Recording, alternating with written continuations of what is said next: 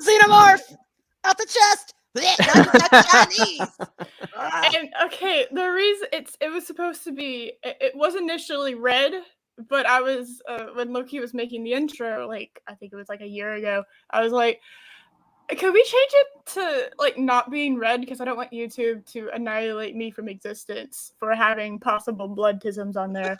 And then now I've never thought about it like that. But Chris, that's fucking no, Chris. Protein, potassium.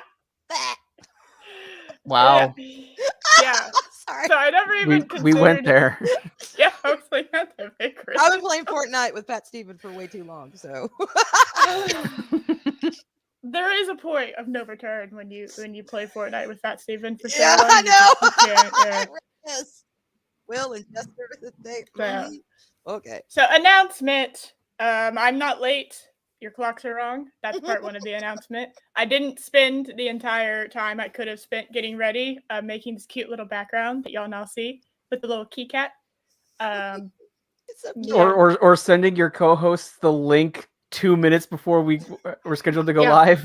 I didn't finish taking a shower 10 minutes ago. That didn't also happen. Yeah, no, Solid timing. Yes, it's perfect tonight, and I had my whole morning. Like I said, yeah, there you go. What can you say? There, it is. Anyway, Those millennials. second part of the announcement, which just happened like 5 seconds ago, and I definitely talked to my current co-host about this before I asked.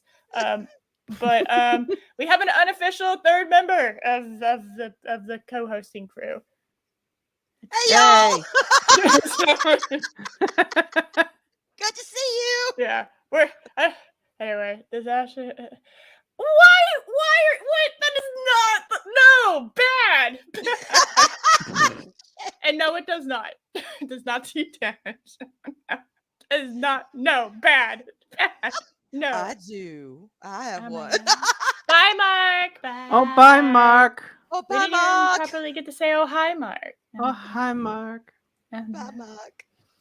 No, I just spent like 45 minutes making this background and the cute little golden apple jack-o'-lantern thing. I love it. Nice. Because that was worth my time instead of getting ready and sending out and being a proper professional person on the internet. But whatever. Hold on. I'm gonna turn this. So Oh my goodness. No, you can't see. Yeah, I move. Oh no. You can see the gaping black hole that is my bathroom. So wait, is your dresser right in front of your bathroom door? No. That's the TV. It's reflection. Yeah, it's the okay, yeah, okay. I see it now. That is TV. Okay.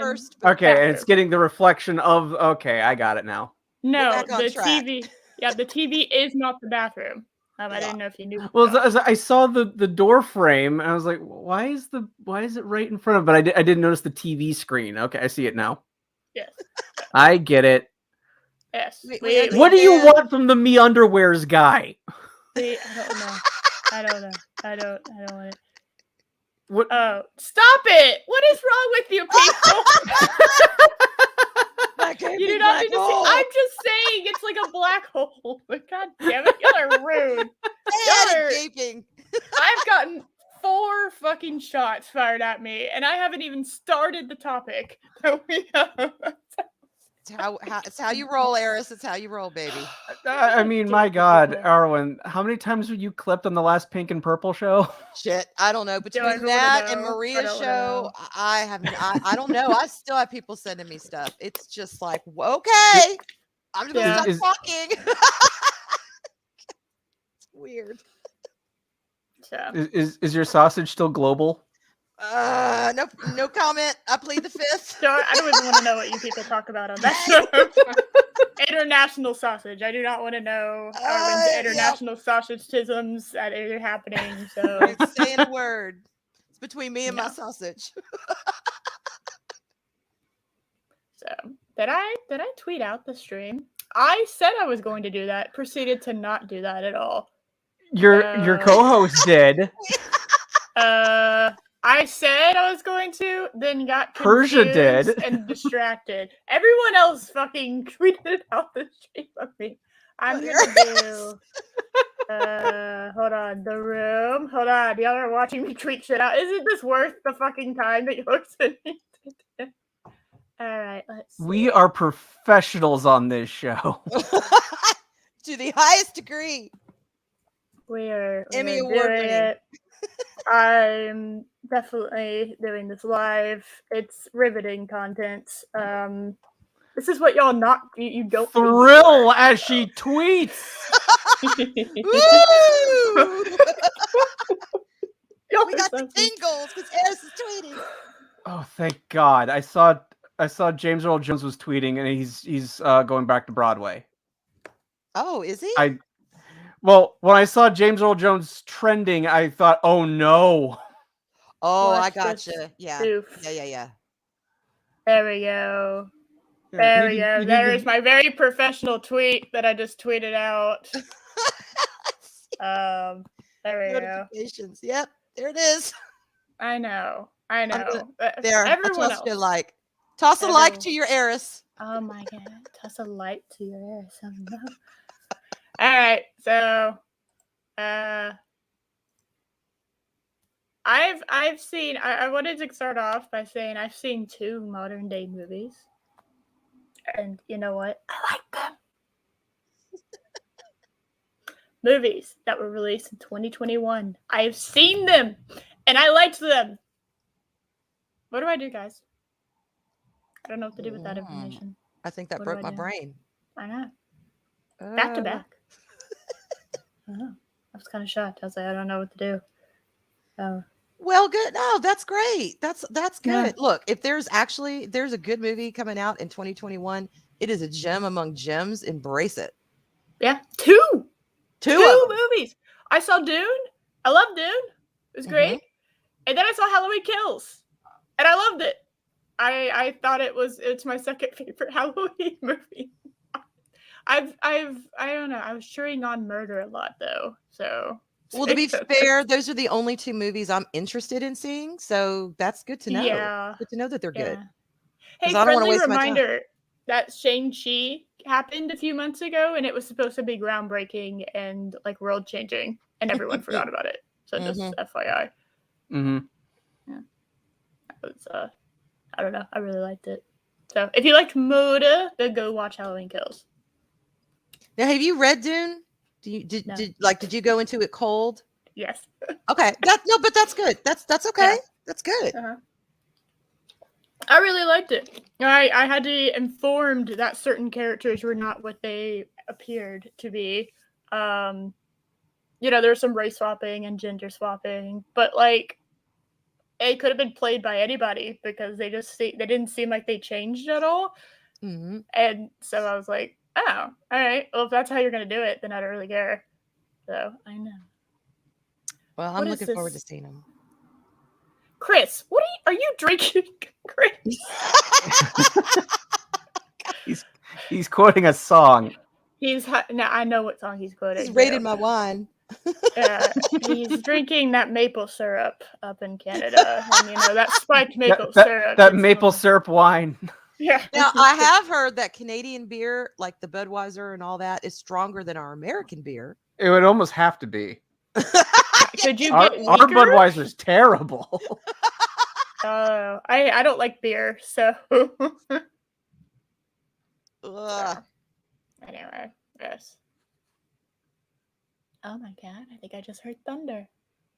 Is that Thor telling me I need to get on with the show? Yes, that is Thor telling me I need to get on with the show. Eris, I want to see the room. I was already late, and now oh my God, I stopped sharing the fucking screen, trying to share it that I had already shared. It was sitting there in my queue, and I stopped sharing it thinking I was sharing it. I'm an idiot. Okay. Only professionals on this show. I wasn't going to say it. We did it. I finally learned how to share a screen and watch together, updated. So now the fucking thing isn't all the way the fuck over here off screen. Isn't that exciting? Oh, maple syrup moonshine. Oh my God. That's like, I guess, taking our potatoes. We make moonshine out of potatoes. They take maple syrup. Woo, that must be sweet though. Unless it kills all the sweet. Thank you, Chris, for tweeting me and saying that, yes, they are live now as of 12 minutes ago. Thank you so much, Chris. I really appreciate that. That was much obliged. Yes, thank you. Thank you.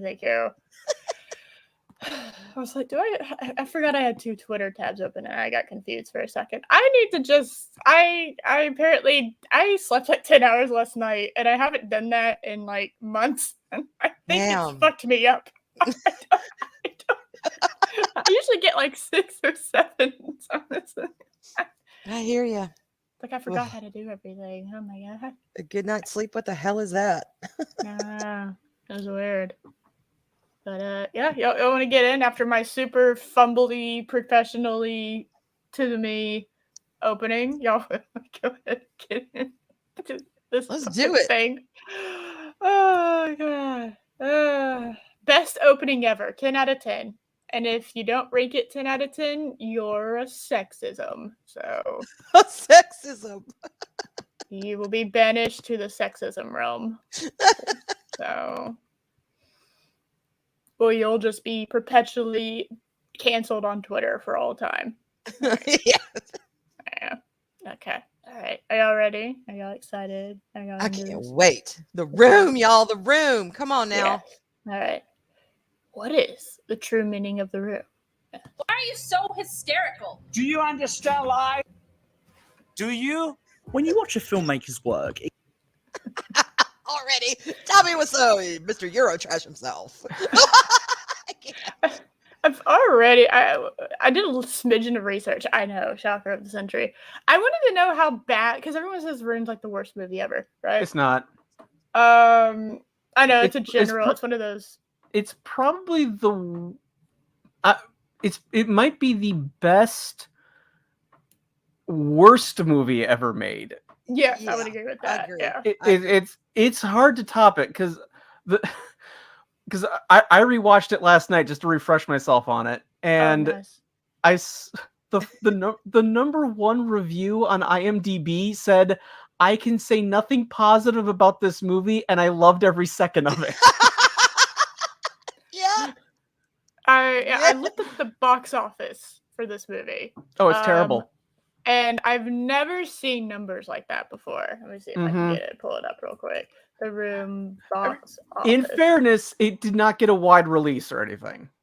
I know, but it's still hilarious. It's pretty awful. It has such a cult following behind it. Yes. Yeah, they might have made back their money by now. Yes, I would say they have by far. Yes. The budget was $6 million. Yes. And the initial, and now it says initial because it's obviously changed. It's become kind of one of those it's so bad it's good movies that everyone loves. The initial box office was $1,900. I mean, damn. Yeah. That is beyond impressive. I don't think anyone in the history of cinema will ever make that bad of a ratio from losing money again. I think that's the funniest thing that came out of the room. Well, I read that people were confused because he has that face, that face as the poster and as the cover, and everyone kind of thought, "Is this a scary movie? This must be a scary," because he's that face. Come on, it's when he's right there, black and white. It doesn't exactly speak, oh, angst and all. No, it's scary as hell. So that imagine paying your money and going to watch this for the first time, sit there going, "Oh, what the hell am I watching? Where's the scary part coming in?" It's like, I would say the scariest thing of the movie is when we see Tommy's ass. That's pretty horrifying. Oh God, why did you remind me? where he's humping the sheets and not the actual girl. Yeah, Well, I'm like, he's oh, like okay. He's like up by her literally belly nowhere, button. nowhere close to where he needs to be for a convincing sex scene. It's like, Nope. It's maybe impressive. you maybe hit upper thigh, maybe, and I'm Maybe. being very generous with you on that front. Okay, I don't No, know what you think you're thrusting into. I saw this movie last night. He's up by her stomach. There's no way. Like, sorry, nope. All right, Your so landing is not sticking, Tommy. It's not sticking. But I did also recently find out, because I was doing a little bit of research, while I was watching it, and the woman who played Michelle, the best friend of Lisa, Right. Yeah. 2 years ago released a mockumentary series of the actors of The Room. Where are they now? And it kind of shows these actors are actually pretty good comedic actors. When they're given the right material, they're actually pretty decent. Juliette Danielle, who played Lisa, she's hilarious. She's a really funny actress. Wow. She's also lost a little bit of weight, so she doesn't have those chipmunk cheeks anymore. Script and good directing, it makes the world of difference for a performer. Oh my god. Mm-hmm. It really does. Yeah, if you could sum Tommy Wiseau up in one film, it would be this. Oh, This is his baby. Well, Definitely. apparently he has been working on a vampire movie for 15 years. Oh no. Is this another one? Is this another Room? I want him to finish this movie and release it. I need to see Tommy Wiseau as a vampire. I need this in my life. Please, Yes. I do too. Tommy, honey, please. Hi, I'd like to suck your blood now, okay, huh? Yes, y'all collarbone he looks so good. I hope he has not improved in his acting capabilities in any way, shape, or form either. Like, I've never said that about someone before, but Tommy, don't change in your acting. Just I've seen him in other shit more recent. He hasn't. Good. He is Tommy Wiseau in everything he does. Can you picture it? He's like, going in to start sucking the blood from his victim, and he's like hitting like her shoulder and not the neck. Hitting the bone every time. Every time they zoom in as he's about to punch her, it's obviously like a dummy or something, and it's not even her because he doesn't want to get sued. It's just like he doesn't understand how contracts work. Yeah, it's just like God. Tommy Wiseau, he's legend. Yeah, now we have Pulp Fiction. I'm confused about the having two vastly different movies on screen. Oh, no. Now I'm interested. It can sometimes be easy to draw conclusions about who they are as a person. With, say, a Ken Loach film, you know that you're getting something about class politics, or with a Spike Lee film, you're getting something that is predominantly focused upon race. By and large, filmmakers project something of themselves. I've always wanted to be a director that would be, by and large, have my entire career focused on the color of my skin. Yeah. Yeah. Nothing like that. Nothing. Nothing like that. Also, am I just have I just not seen this movie, or am I just seeing it in a, what is this movie? Why is there a naked silver human? What is this? I'm not sure what movie this is from. I don't even know what that is. At first I was like, that's not a Splice, is it? I'm like, nope, that's not Splice. What the hell is that? It's not Silver Surfer, okay? It's not Silver Surfer. It's not Fantastic Four. Okay. All right. Where's the all-knowing Chris? I don't know. I don't know. There we go. Okay. Oh my God. I'm gonna. This is giving me anxiety. The state of the tripod is giving me anxiety. Why is it? It's if a wind comes through, or if anyone walks by, it's falling over. Yep, it's gone. Bye. Stop. onto their art, and the choices that their characters make or the morals that govern their films' universes are heavily informed by their own worldview. But then there are films like... Very confusing, like presentation of movies. I'm very confused. Like so this. Is the room. I did not hit her. It's not true. It's shit. I did not hit her. Her. I did not. Oh, hi, Mark. Someone's been said about the... Tommy Wiseau never changed, baby. God, never, ever that. Changed. That's so good. That terrible green screen set they're on. Oh, I love it. It's like, let's just have a really pathetic looking rooftop set and then we'll just green screen San Francisco skyline. No one will be able to tell. Nope. Yes. It's not like we could just go film on top of a rooftop somewhere. We could. That requires getting permits and that costs more money. Mm-hmm. Yeah, but he had $6 million to blow and this is the result. Do you... Tommy, you let us down. You let us down.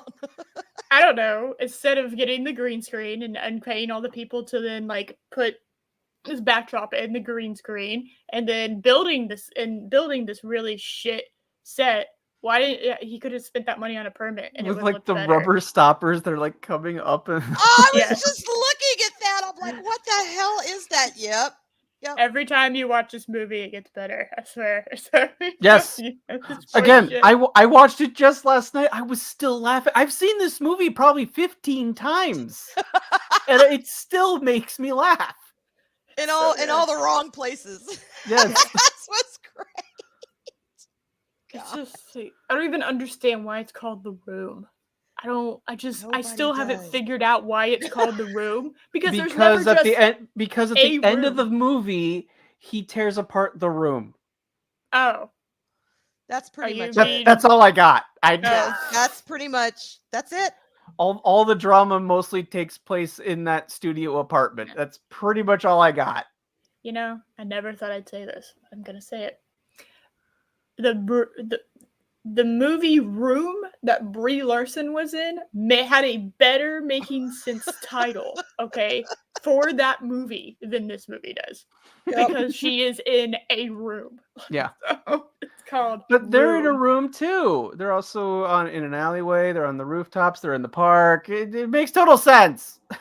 I like to think the room is his brain. What's inside his head? There's the room.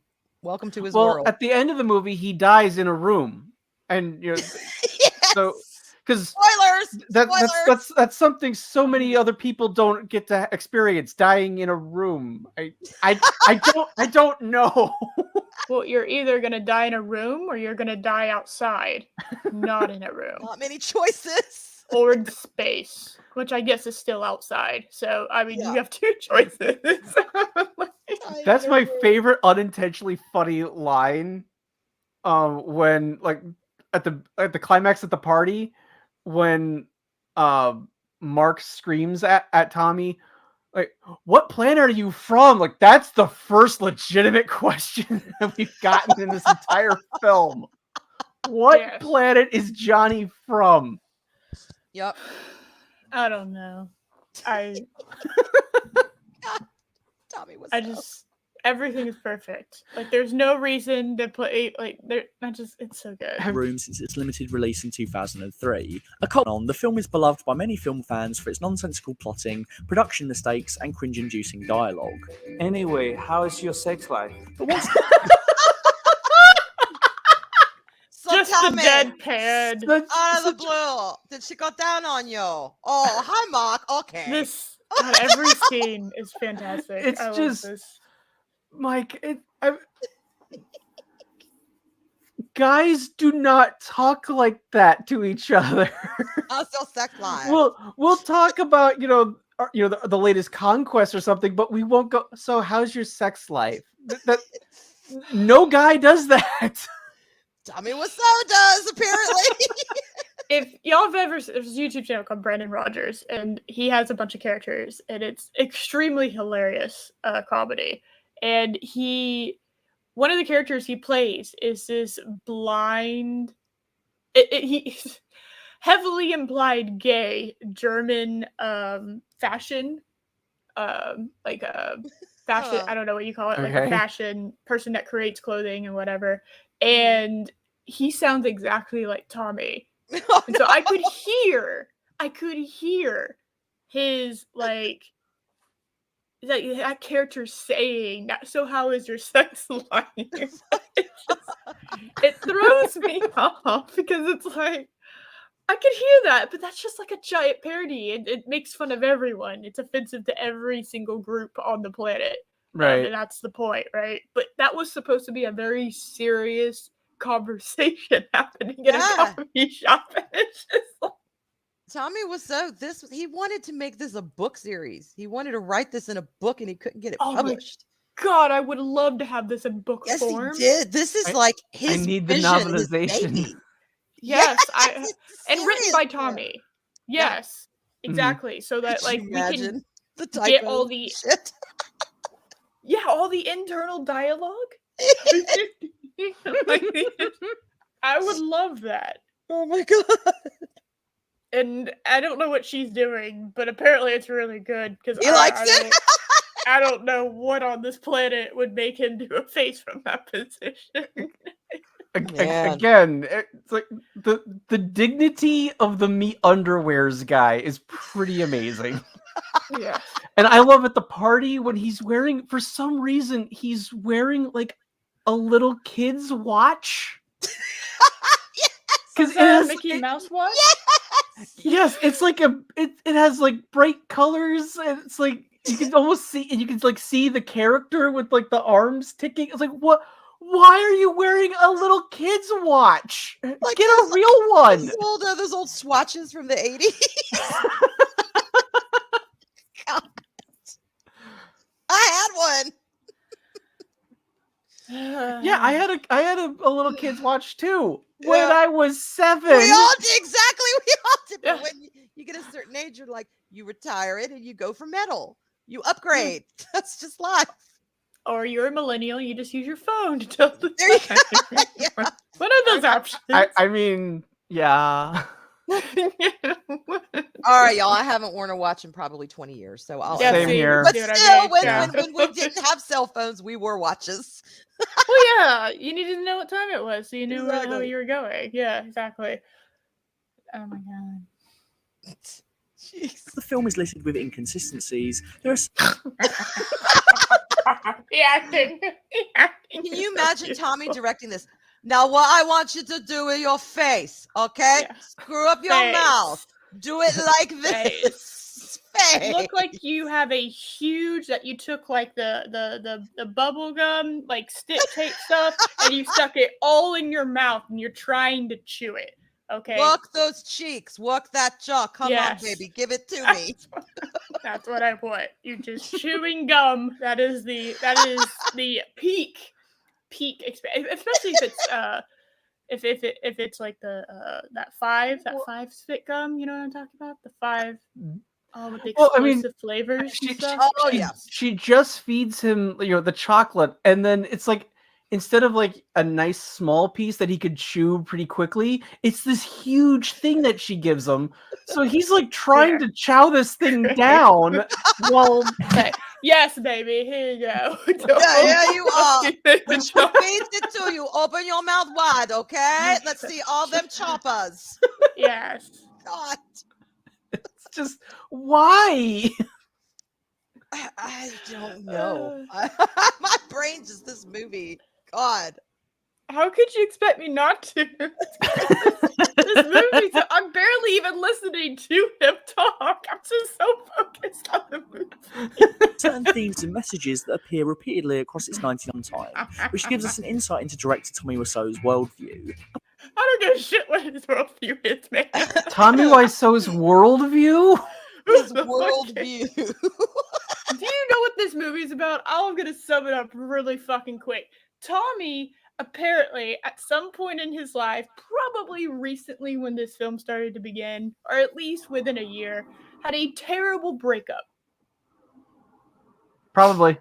And that's what this movie's about. Yeah, I'll go with that. I'll go with that.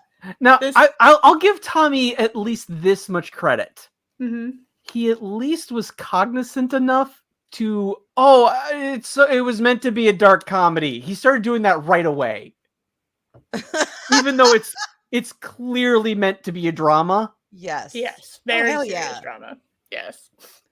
I mean, so long time ago, this is long before I got married.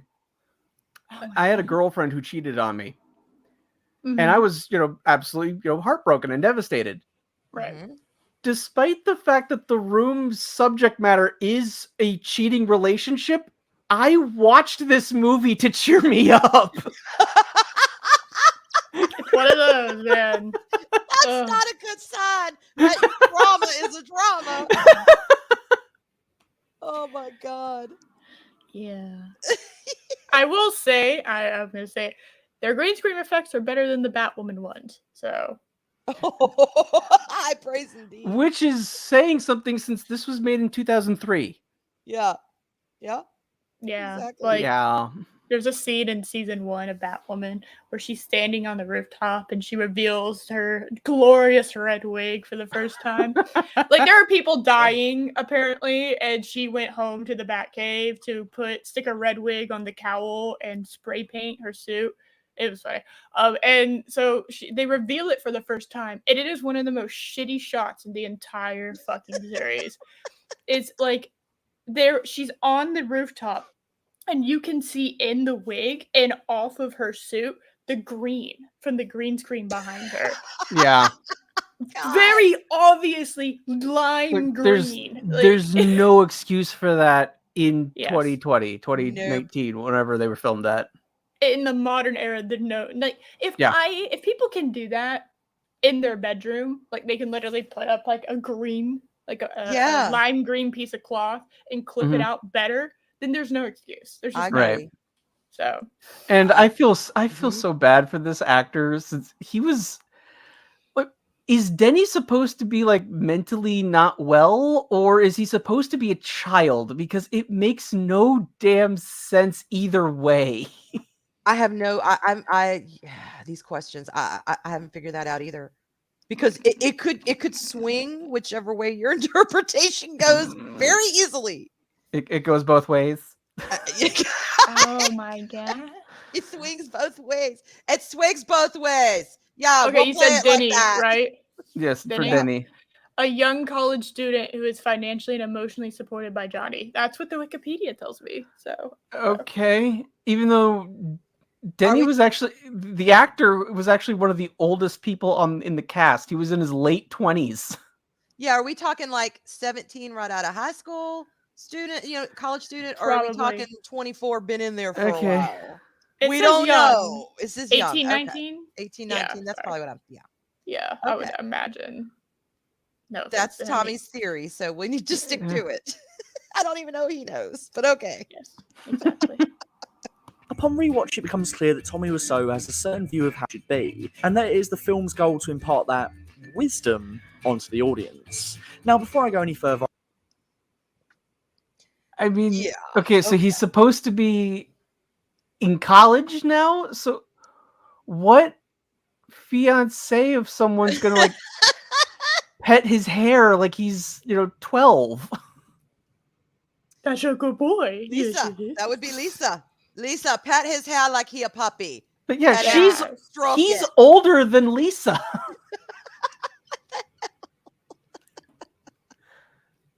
Which she was only 24 when she made this movie.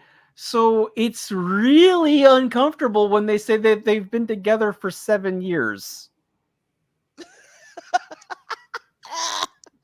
That's another level. I don't know if we even want to. Wait. I did math. I did quick math. Yes. Try, do the math, Eris. Chris Hansen didn't like the math.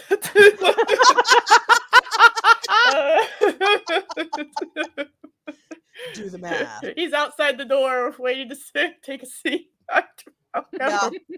Yep. There's some undertones here that are do we really want to go there? Tommy went there. That was bad, Tommy. Get a stick. Get some rolled up newspaper. Bad, Tommy. No. Bad. Do that math girl before. Boy. I'd like to clarify that a lot of the room's themes are bizarre, baffling, and in some instances deeply misogynistic. By talking about these themes, I'm not agreeing with it. Yes, drunk woman equals tie around head. Just like drunk man. Misogynistic. It's the woman banging anything she can get in her room. What? How is that? How the hell is that misogynistic? You know? Oh God, is that what he said? At least you're paying. Yeah. Someone's paying attention. I'm very confused. Yes. It's been a long time since I've seen this movie. Victim is the man. The victim is the man. Is Tommy Wiseau. He was betrayed. I'm mesmerized by Now, the before I go any cinematic further, I'd like to masterpiece. clarify that a lot of the themes are bizarre, baffling, and in some instances deeply misogynistic. How? Is it because Deeply the woman's cheating? misogynistic? Look, Lisa's a bitch. I'm just gonna lay it out there right there. She is a bitch. I have no sympathy for this chick. She just is like, oh hey, how are you, Mark? She's the one who does all the initiating. She's the one who is, the quote strong woman. And Tommy Wiseau's the one with Mark for some reason, even though he's rock stupid. Some people like stupid. God, he is rock stupid. It's like, at least Tommy Wiseau has some guns on him. I think that's where the majority of this budget for this film went are his gym bills. Because every chance he gets, he's like without sleeves or without a shirt or something, or suit. Like completely like dehydrated himself. So he's like, yes, I am ripped. I'm definitely not holding my breath, and I, it's can't true see at all because I. But no, I mean, no, he does have some. He has some muscle. He absolutely does. No, I'm messing with but him. they're just bizarrely misshapen for some reason. God, what if it was CGI? Who's this protein shake company? Not in 2003. They missed the mark. Not in 2003. But then also, she's clearly like hitting on Mark. Yeah. Giving him wine and rubbing up against him, and he's like, "What are you doing?"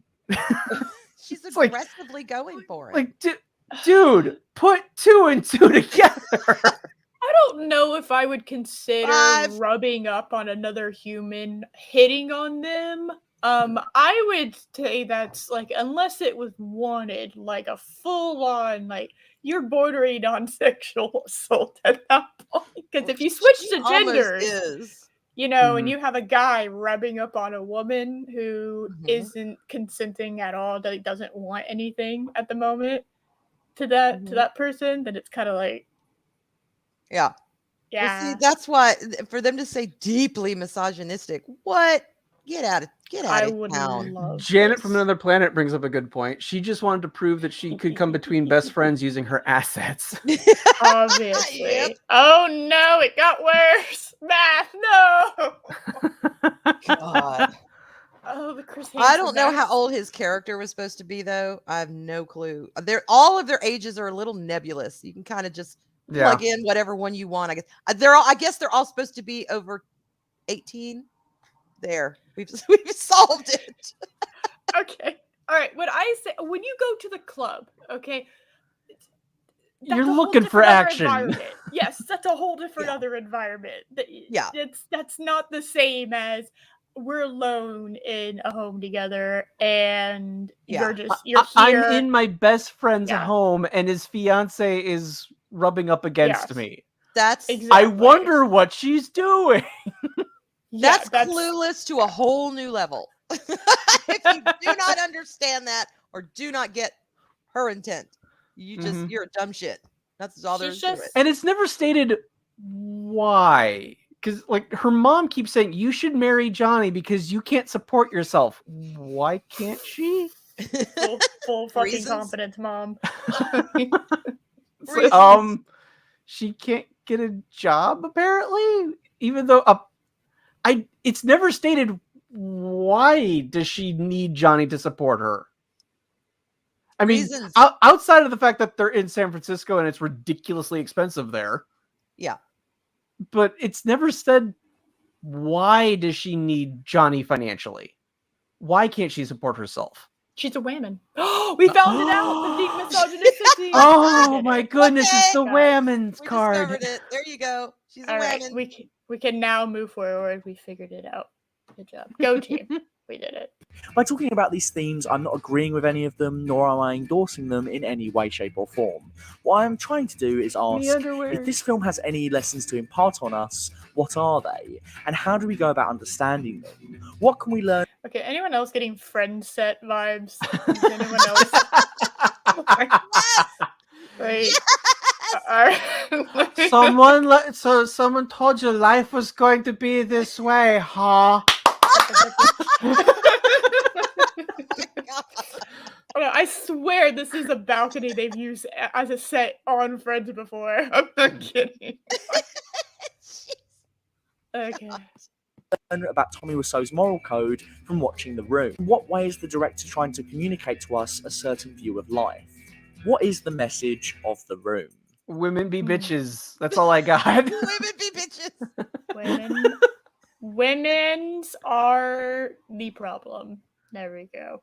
And I would love to study Tommy Wiseau's brain. That's about it. He needs to leave it to science when he passes. I Yes, would love to know. Completely agree. 1000% support this. Yeah.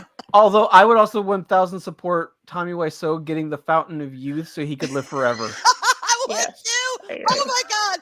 I want that man to live forever. Yes. Yes. He's the one. Yes, he's the one. We need to tell them Yes. who of all of the Earth species is worthy to take this Fountain of Youth serum. Tommy Wiseau! Tommy Wiseau! Yes. Yes. Yes. The future generations must experience the phenomenon that is Tommy Wiseau. Yes. It has to happen. Yes. No. The Room's production values are so cheap that at times it can look like you're viewing the film on a mobile phone. But mobile phone videos don't always have to be awful. Just look at the awesome 3D graphics feature. Oh God, it's an ad. Is this his ad for the... No. Is this his commercial? Yes. So I looked in the comments and they said that it was a flawless segue. Pimp my shit. That's what he's doing. He's pimping it. Kind of. All right, let's do it. Let's just put this power Featured through on it. Raid Shadow Legends. Oh God, Raid no. Shadow Legends, of course. God. It's the most ambitious and engrossing mobile RPG of 2019, with graphics and gameplay more in line with big budget console titles. Don't Raid care. is also packed with all the hallmarks of a classic RPG. There are PvP battles, an amazing storyline, breathtaking set pieces, and hundreds of champions to collect and customize. And I don't give a shit. I know. It's pain. It's so. You know what I painful. use mobile games for? When I'm on the toilet. Thank you, Sensei. For that I little don't tidbit. need all this.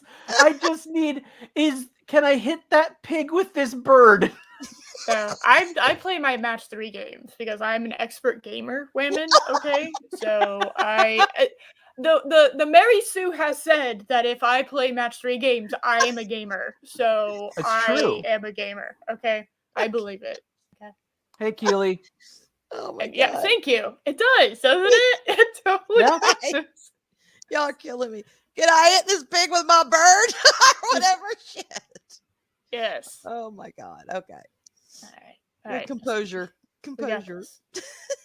Fucking composure. And Chris agrees Look at this with guy, me. isn't he? Look at him. It's What? Josh is technically correct. Yes, exactly. Look at him. It's definitely going to be huge. So if you start now, huge advantage over other players. There's also an upcoming special tournament with insane prizes, which we'll Who definitely want to check out. cares? With all these features, you're probably expecting this to burn a hole in Look, your I wallet. know they But the best thing paid about you, Raid but Shadow- come on, move on. It to will the burn a hole in your wallet. That's why it's free. Because it will eventually burn a hole in your wallet. Okay? It's the point of All Shadow video Legends games do they're- that. Hell, They're fishing for whales. I had to hawk $20 for my kid today just so I could get the Ariana Grande skin for Fortnite. I mean, what the hell? We're addicted. woman. Wow. Do we need to talk? Do we need to speak? We do. We need to talk. It's a problem. Okay. It's a problem. And Steven, you've infected Arwyn. She's now buying Fortnite skins. Oh yeah. There's an issue here. Damn it. completely free. There is literally no excuse for you not to play this. But in case you need Except I like to play good things, and yeah, I don't know. And I use mobile games when I'm taking a shit. Or at night when I'm getting ready to go to bed. I play them a couple times, so I've never tried that, Josh, but okay. You may have opened up a whole new world to me. Who knows? A whole new world. Very appropriate. We did it, guys. Even more. Maybe that was the room that Tommy Wiseau was talking about the whole time. The bathroom. He knew. This is mobile game. He's talking. It's a big thing about mobile games. There we go. Oh my God. My glasses are fogging. I need to wipe them off here so I can see. Oh my goodness. An incentive. If you follow the link in our description, you'll not have it for free, but you'll also get 50,000 silver immediately. Good. That tells and me a free nothing. Epic Champion courtesy of the developer. Do you know what that tells me? That tells me absolutely nothing. Like, how much is 50,000? Is everything else? Is everything worth 100,000 silver? So that means nothing to me. Exactly. Mm-hmm. Pretty much. Team. This is a deal so milky that you're having. Did it just skip for anybody else? It did, yeah. Uh-huh. Why you skip? Saying. You must be kidding, aren't you? Yeah. Oh, that's the edit. Part of the. Oh my God. That was. That was the edit. That edit was so kidding. I want that game so I can shit and enjoy like everyone else. Oh God, no. Yes. That fucking. It's so annoying. It's like, oh hey, you have to either watch all of these ads or you have to. And that happens on my like 3 match-3 game, but like you have to watch all these ads or you have to do all of this in order to like get on this level because you know you want all 3 stars on all the fucking levels, don't you? Yeah, exactly. And it's completely free. You don't have to, play. You don't have to pay for anything. We'll just make it so that in order for you to grind it, it's about 70 hours to get what you want. Yeah. That won't get bored. The Bubble Witch game. That's the only one I play online. I mean, my aunts play that one. The Bubble Witch. They like that's that. Cute. Yeah, they like that one. But that's about it. Oh. Very intriguing. Yes. Let's continue talking about that, I guess. So let's lesson number 1. I always like it when a creator, it seems like he doesn't want to be covering the thing that he's currently covering. I love that. Yeah. I love it. Now, if it's a bad movie like Black Widow, I watched that fucking thing and then I reviewed it for y'all's viewing pleasure. It is like 6.5 hours long. That was painful. That hurt me. And actually, like, I was done for the rest of the day after that. I don't think. Yeah, me too. I was done. That was so bad. That third act absolutely just decimates the mind. It's atrocious. Which also came out in 2021. Fun fact. Just reminder for everybody. True. Follow the rules. The certain principle that governs internal logic is that by adhering to... Please stop trying to apply your fucking logic and ration to this movie. Yeah. Stop it. It's painful. Wait. There's peppers as on the chandelier thingy. Are those peppers or are those candles? They look like peppers. Those are candles. They're supposed to be candles, but they do kind of look like peppers. We'll see. I've never understood the long stem rose thing. Like, where the fuck am I supposed to put that? Do you know how long of a vase or a vase or whatever the fuck you want to put it? Like, I'd have to, like, how stupid that would look. Like, say it's like the size of this water bottle. A vase or a vase? Whatever the fuck you. I don't know how you pronounce it properly. Shut up. All right, if you stick that thing in, there's like a whole nother, and then you get to the flower. You see what I mean? Like, you have to trim them. You got to trim them. Yeah. But then you wasted money on the long stem rose. I agree. It is one of those. Yeah, I agree. It's a scam. It's weird. And then you got to trim them underwater to make sure they last longer. It's a pain in the ass. But I love roses, so I'll take it. But yeah, it is a dilemma. It definitely. Yeah. The long stem rose is a scam. Just get regular roses, okay? You don't need to pay $20 extra for something she's going to have to snip off anyway. Yep. Stop it. Stop it. Stop it. I'm on to you, flower industry. Eris is against big flower. I'm against big flower. Yes. It's a scam. A government scam. making the frogs gay with the fucking long stem roses. Okay, it's fucking. We can't have gay frogs. It's illegal. Not allowed. See, I wonder if Society's- he's going to recycle some of these things for that 15-year-old movie vampire thing that he's working on. Because look, you've got the candelabra with the wonky candles. You're so right. You've got the roses. You've got all the drape, the mosquito gauze or whatever the hell that's supposed to be. I don't know, y'all. It's romanticism, so Yeah. Which in no way would be a fire hazard during, your romance making or anything. Nope, not at all. Oh my God, you're right, Chris. Oh, that's true. Uh-oh. I now have to rewatch this movie with a new lens. Yes, the candles in that one scene completely changed the whole movie. Yeah, they did. Yes. Groundbreaking stuff. Rules and logic, a person will be rewarded with happiness. This isn't particularly controversial, but the room. Hold on. No, hold on. I gotta go Wait, back. what? Hold on. Okay. Pet peeve. Get under the fucking sheets. But that Stop. might have meant that she had to make more contact with Tommy. Yeah. No, less contact. Okay, just get under the sheets. Look, I can see it. That's the fucking blanket you put on top. Okay, okay. That's the one he banged. Right But there. if Tommy was under the sheets, then I could understand not wanting to be under the sheets. Okay, that's true. These dilemmas. But nothing like I'm getting a crick in my neck just looking at this pose. Okay. It's does very that, staged. Yeah, it's very staged. Yes. Your neck is like Yeah. this. No one sleeps one's- like this and doesn't have neck pain in the morning. Yeah. Yeah, Exactly. You're supposed to have And I'm talking as someone who does sleep on their stomach. Mm-hmm.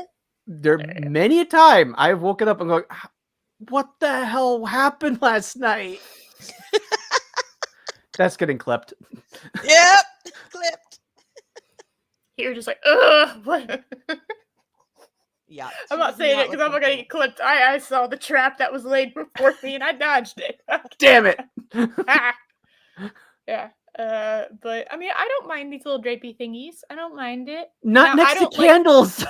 I would No, have them, but I have 12 damn cats. You think I'm not Oh, going to wake Jesus up with you swinging from that shit? I can't. Nope. I want them, but I am smart. I'm a wise cat owner, and I say, hell no, they're not coming in my house. They would be shredded. And again, also not with candles. That's just asking for problems. Oh God. Boom, yeah. So there's like curtains around the bed, but there's not curtains on the window. Okay. That's fine. Oh, hi, neighbor. Feel free to be a voyeur, huh? Yeah. We just having satanic ritual in here. Yeah. I can't light the candles for you to see better, but you'll just have to take my word for it. Look in all you want. Oh, hi. Yeah. Who wouldn't want to see me? I've got guns, yeah. Oh my God. Be amazed at my lumpy muscles.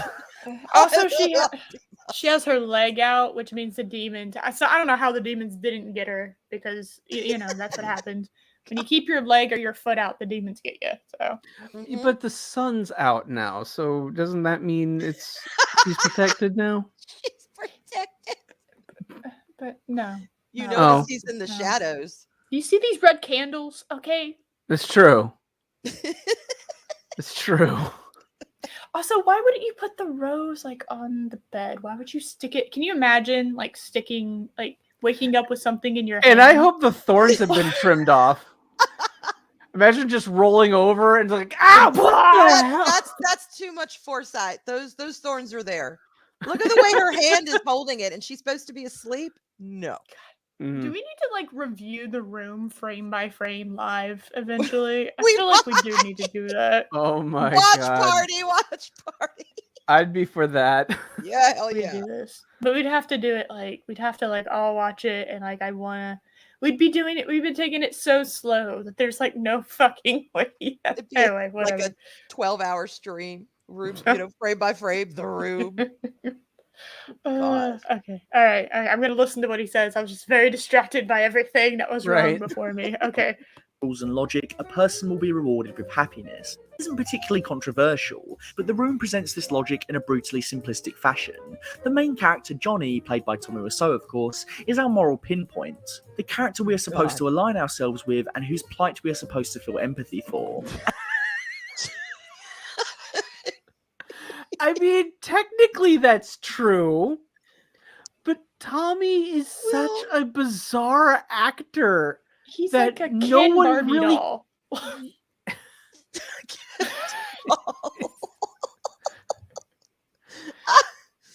Oh my god. That's it. Yeah. Wait, I Sensei, I hear what you're saying. He is just he's so weird. He's the I mean, from a technical standpoint, yes. Johnny is the protagonist of the film, and he is the character we are supposed to feel bad for with everything that goes on. Yes. Yeah. However, he is such a bizarre actor. No one really aligns themselves with Johnny because you're too busy just being mesmerized at what the hell is Johnny. Yeah, you'd be like, nope, sorry, and not me, not nope, no.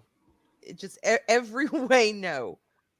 God. And hello, hi Maggie. Hello. Hey. Hello. All right.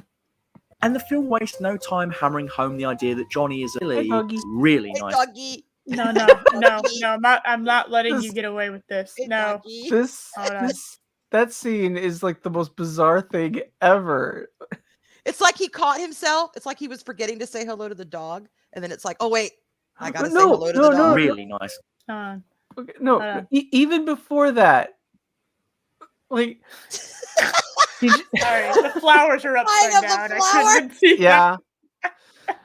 Like he comes in, like, can I have can I have a dozen red roses, please? And she goes, "Oh, hi, Johnny. I didn't recognize it was you."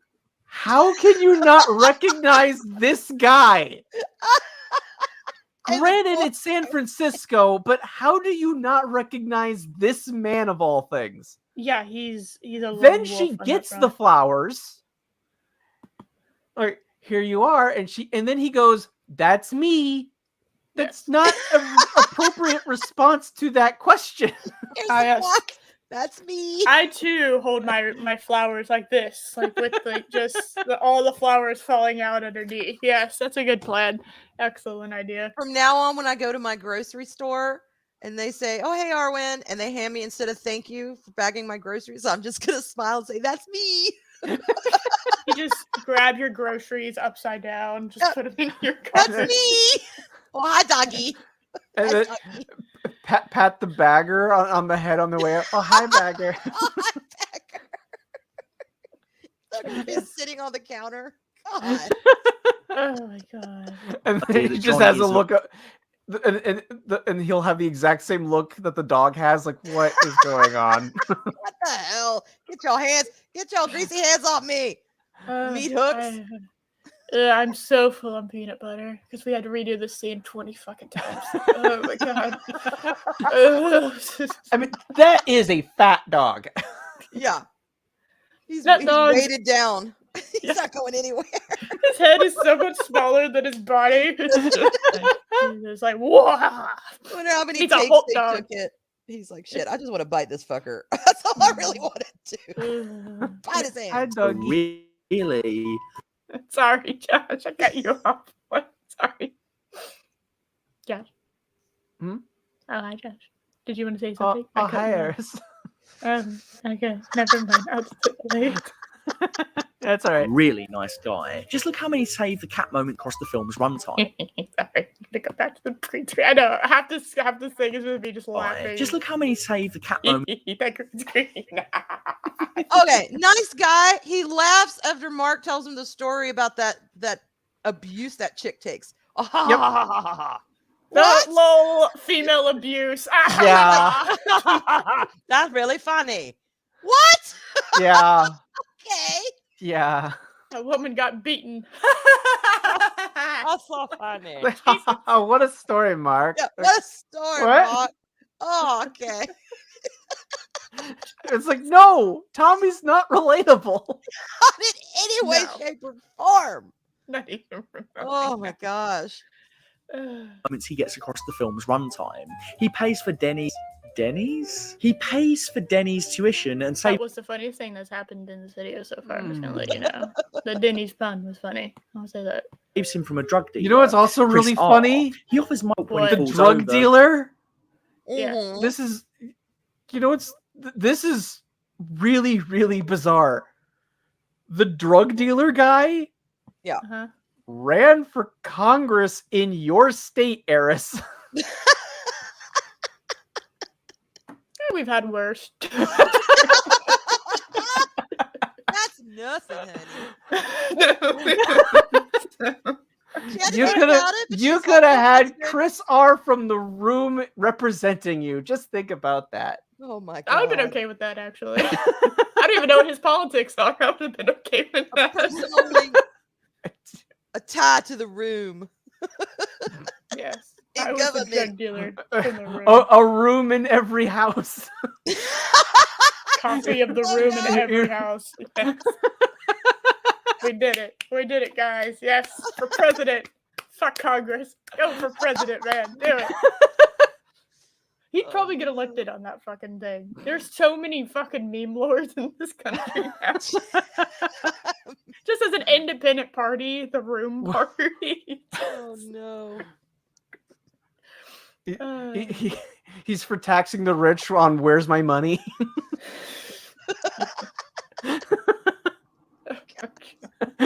falls over. He does the same for Peter when he falls over. Apparently, everyone just falls over constantly in this universe. It's like a weird kind of nightmare. It's like a horror movie ground. The fucking person that's getting chased needs and the to guy trip just over left something. the film. Yep. Because Peter just leaves. Yep. He quit the productions, which is why at the big confrontation, there's just the random guy at the end that's like, this is going to destroy our group of friends. Like, who are you? It's like in a soap opera where they have to recast a character and like, but they don't ever like tell you that that's a replacement character. So they're just there now. Yeah. Like, Yeah.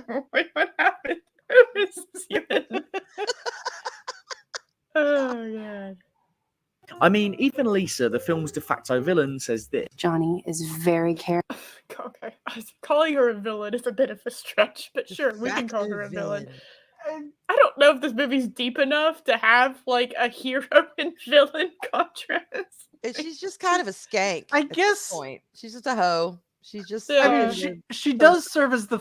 Again, if you want to be technical, she does fit the role of the antagonist. Yeah. Because there's like zero depth. Zero. Oh, no, she's an incredibly shallow character. Yeah. Yes. It's like, I mean, I really do feel bad for all these actors because these characters are nothing but surface. Yeah, they're as thin as paper. I mean, come on. There's nothing to them. Zero.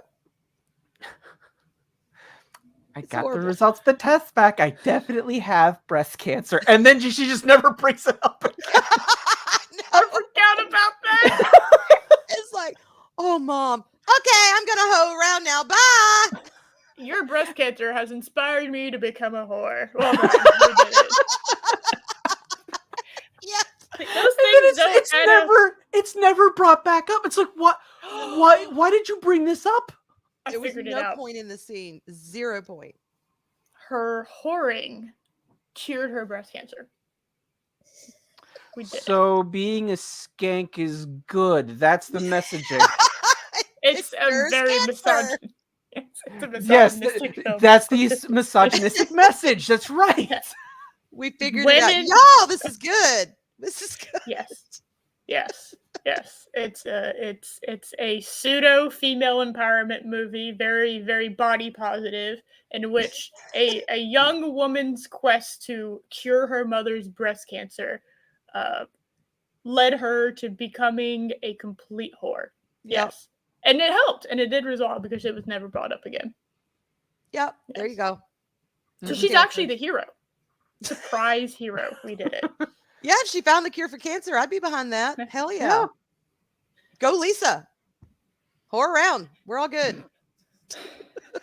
We did it. Everyone's a hero. Everyone gets a participation trophy. We did it. We did it. Caring about the people in his life. And he gave Dylan a set of keys to our place. Johnny is as straight edged as protagonists come. Okay, time out. Whoa, what? Okay, also, first off, I like that the tree in the background like kind of forms the rest of her hair. Hold on, I need to see this. He is very caring about the people in his life. And he gave Denny his own set of keys to our place. Johnny is as straight edged as protagonists come. He's a successful never. Wait, what?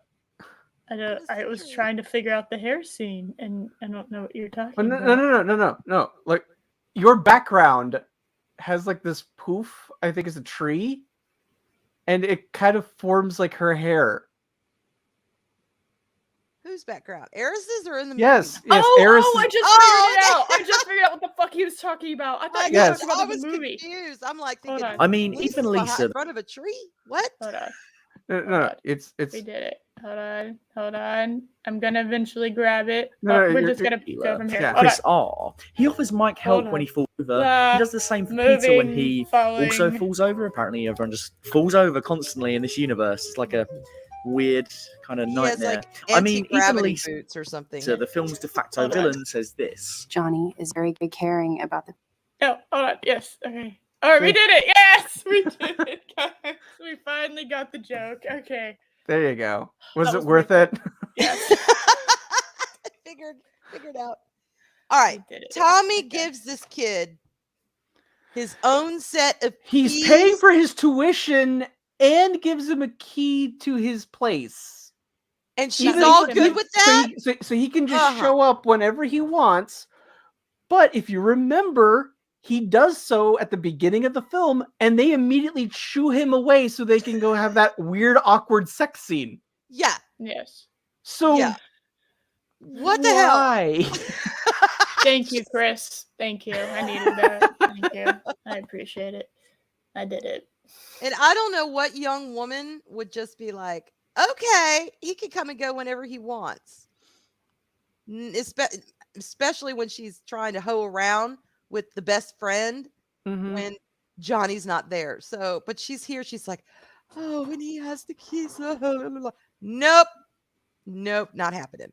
Sorry. Yeah. Which also, given how much we see, how much the Lisa is incredibly self-centered.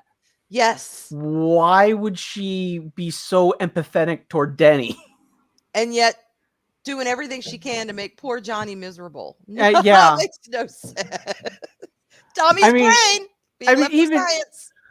Keep in mind, she openly cheats on Johnny at his own birthday party. Yes.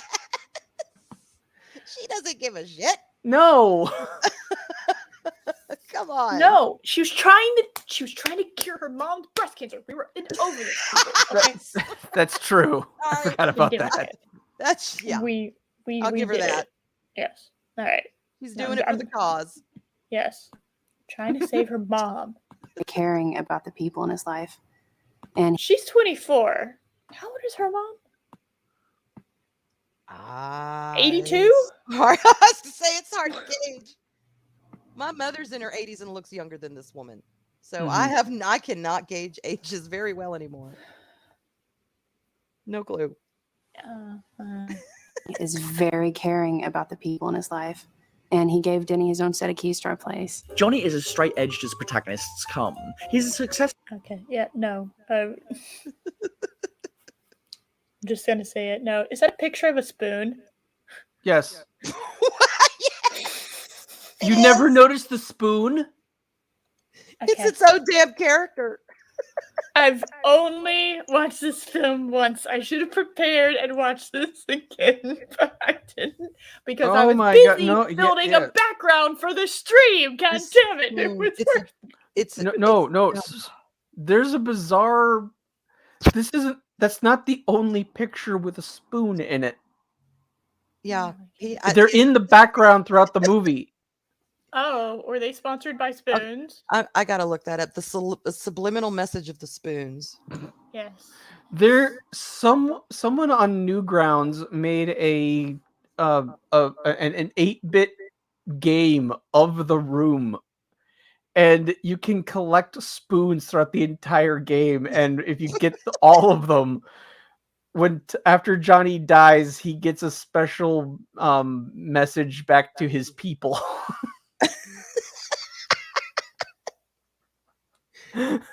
Let's see. Okay, there's a parable. Now, okay, first of all, before I read this, I am no way in hell giving Tommy Wiseau enough credit to know this. I'm just putting it out there. Okay. There's an allegory of the long spoons, which is a parable that shows the difference between heaven and hell by means of people forced to eat with long spoons. Okay. So it's an allegory of heaven and hell. Now, make of that what you will. That's what it says. Do we have a solution to a mystery I was unaware of?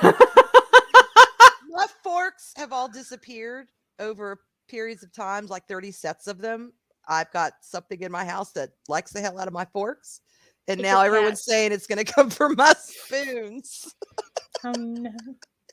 At least it didn't go for your knives. If it was all your knives were missing, then I would be mildly concerned. I have some missing knives. I discovered it today. I went to make a damn sandwich. I couldn't find a butter knife. It triggers me to spread mayonnaise with a steak knife, so I went out for damn Chinese. So let's not even talk about that. That was flawless logic. I live in a weird house. I live in a weird house. Trust me. I wanted to make a sandwich. Fuck steak knives with mayo. I'm getting Chinese. Yes. And I've had to eat food with spoons lately because I'm gonna go get myself some forks. But I've eaten, and it triggers me. I can't do it. I can't eat like a meal with a spoon unless it's like soup or something like that. So no, I am not going to do my other trigger using a butter knife or mayonnaise or butter. It's not going to happen. Hey, get some plastic knives so you don't yeah, that's what I need to do. Maybe they'll leave me the hell alone. Also, I did look it up. The mother was 65 when she filmed this. Hard fucking rip. Wow. Okay. 65. So she had her when she was 41? Wow. Damn. Possible. You go, Mom. Oh my God, Clubred has entered. And Arwyn had strong eggs. Hey, he did not hit you. He did not. I did not. I can confirm he did not. Chick-fil-A. That you're living it up. God, there we go. Oh God. No. Oh no. Do you have someone secretly living in your attic? No, I don't. Well, I might. I never go up in my attic. It's one of those old creepy, old-timey ones that you have to pull the ladder down and then go up there. Shit, I'm not going up there. Hell no. They can have my forks. I'm not going up there. Keep my forks. I will not catch you. Keep my forks. Fork demon. Fucking. You might have to sacrifice a fork at the altar, and hopefully that will make it go away. I've gotten a lot of really, really cool but kind of bizarre suggestions. You just never know what I'm going to try. Yeah, I don't know, y'all. It is what it is. It's weird. This might be overkill, but you might have to lock your cutlery drawer. I have thought of that. I'm like, damn it. Y'all need to stay away from my forks and my knives and my spoons and all that. I've thought of that. Wait, do you have anyone else living with you? I do. I've got my kids, but they're grown, and I've threatened them with, practically kicking them out of the house. I'm like, when you use a fork, I don't want you to just put it in this. You need to wash that damn fork, and you need to put it back in the drawer right now. And I've stood there and I've watched them do it. So I know we've got forks going in the drawer. Do they like to eat in their bedroom? They do, but I've ransacked their bedrooms. Okay. I was like, now, you might want to check around the bed. My son is so neat. He's almost Spartan. You go in his room and everything has a place. Nice. Everything. Now, my daughter's just the opposite. It's like you go in there and shit's falling on you and you got to wade through stuff to get. And she's like, Mom, I don't have any forks, I swear. Because they are aware of the fork drama. They get it. and they know I get triggered over forks. I have a theory. It's crazy, but okay. I bet they're in your daughter's room. I would put you know money what? on it. If it is, I'm just gonna raise holy hell on her because she swears up and down. She knows, she's like, Mom, I know we're missing forks. I don't do that anymore. I promise. She did when she was little, but she doesn't do it anymore. That's what she says. All right. We'll see. I don't mean to throw her on the bus, but that's somebody who also ate up in their room. I would sometimes forget forks and. I'll have to tell her. I'll just say, Sugar Creep, Eris sold you out. I'm coming in. This woman, you have no idea who the fuck this is, sold you out online. She'll be like, what? I'll say the goddess of chaos sold you out. She has eyes everywhere. Goddess of chaos took a look at your room and was like, hell no. It's like sold your ass out. That's even too much for me. No. God, put some order into that shit. God damn it. Successful banker, never wants for anything, loves his friends and family, doesn't drink, smoke, or do anything out of the ordinary. Moreover, Johnny's relationship with Lisa is a cacophony of romantic cliches, with Johnny regularly giving Lisa flowers, adorning their bed with rose petals. Yes. A healthy relationship is all about the quantity of flowers that is involved with it. It's very little known fact. Yes. Definitely. Yes. A man who showers you with flowers, you go and hoe on him. Wow. Okay. Mm-hmm. Poor Johnny. God rip Johnny. And buying Lisa's beautiful red. Johnny sees relationships as exchanges of time. If a person gives their time to someone, they are entitled to that time back. If you buy someone a coffee, they are signing an invisible contract, which means they must buy you a coffee back. It's sort of a toxic version of Love Thy Neighbour, and as his relationship implodes, Johnny frequently uses references to time as a case for why Lisa should love him. How could you do this to me? I gave you 7 years of my life. This sentiment isn't just 7 years of my life. I started dating you when you were 17. Wait. I groomed you. Oops, not what I meant to say. Oh no. Yeah. Well, okay. Can I just say, all right, look, to be fair to Johnny, he's not exactly wrong. No, you shouldn't do something for someone to expect something back. But if you are at least engaged to someone, there's a reasonable, thought that they're going to want to spend time with you. Yes. You're not joined at the hip, true. But it's not unreasonable to think, oh, she loved me. She's going to spend time with me. She's not going to poke my best friend. That's okay. We get that. That's not necessarily a toxic thing. Mm-hmm. I approve of the use of the phrase pork. Yes, I like that you use the word pork instead of any other word. And yes, somebody is saying that there's like deep meaning behind this fucking movie. Yeah, the deeper meaning. It is I love it. We've spent more time laughing at what's the actual movie than we have, and now analyzing whatever the fuck he's saying. Oh my it's God. so stupid. It's like, no, there's nothing deep about the room. So it's like the whole thing was just like null and void, but we're having a good time. So, you know what? There are worse things. Things. Yes.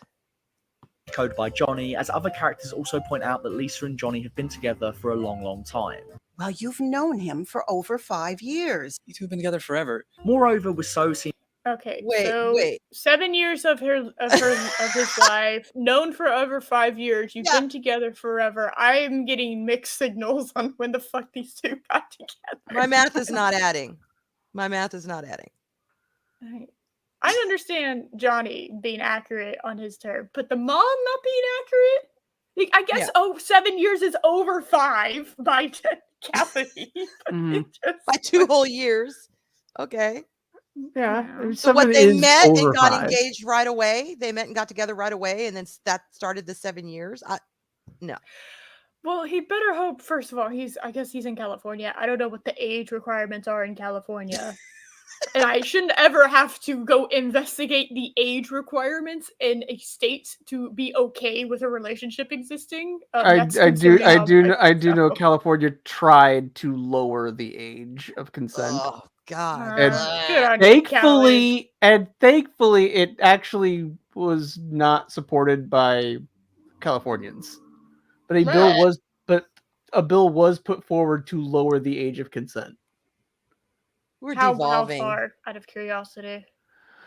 I mean, the Any way it amount is was too far, the but- way it was worded, it's still technically 18.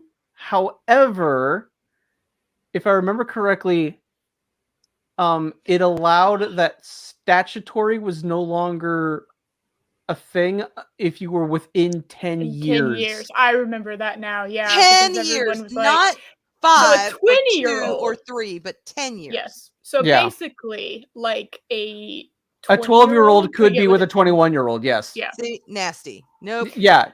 Yeah. See, if you've got like a 16 and a 17-year-old, okay. Or, Okay, yeah, or 17 and an Yes, 18-year-old. and I'm fine with there being a gray area for that specific thing. Yeah, but 10 years, there's a huge difference. Like, when you're that age. You know, when you're older, who gives boyfriend- a shit? But when you're that age, yeah. Exactly. Boyfriend goes off to college. He's 18. Girlfriend's still in high school. She's like 16 or 17. That's different. They've been Right. together for a while. Yeah. That's different entirely. But under no. There's 16 and 26. Not happening. Yes. Yeah. 10 and 0. There we go. I gave you another one. Yeah, see, it gets really fucked up. So you keep moving down that line, it gets really fucked up. So. Yeah. Maybe just let children be children. Just throwing that out there. There's a thought. That's a thought. God. Yeah. Ugh. Anyway, moving on. Back to the room. Stability is more important than passion in relationships. Just look at the between Lisa and her mother. He supports you. He provides for you. And darling, you can't support yourself. Hard rip. Darling. It's never said why. You're 24 and you're such a fucking loser, Lisa. I mean, you can't do it. I kind of agree with Lisa's expression right there. Like hearing that from your mom. Like, really? Okay. Thanks, Mom. He groomed you for 7 years. You're fucked. I can't do anything for you anymore. Technically, he groomed for 1. Sorry, my bad.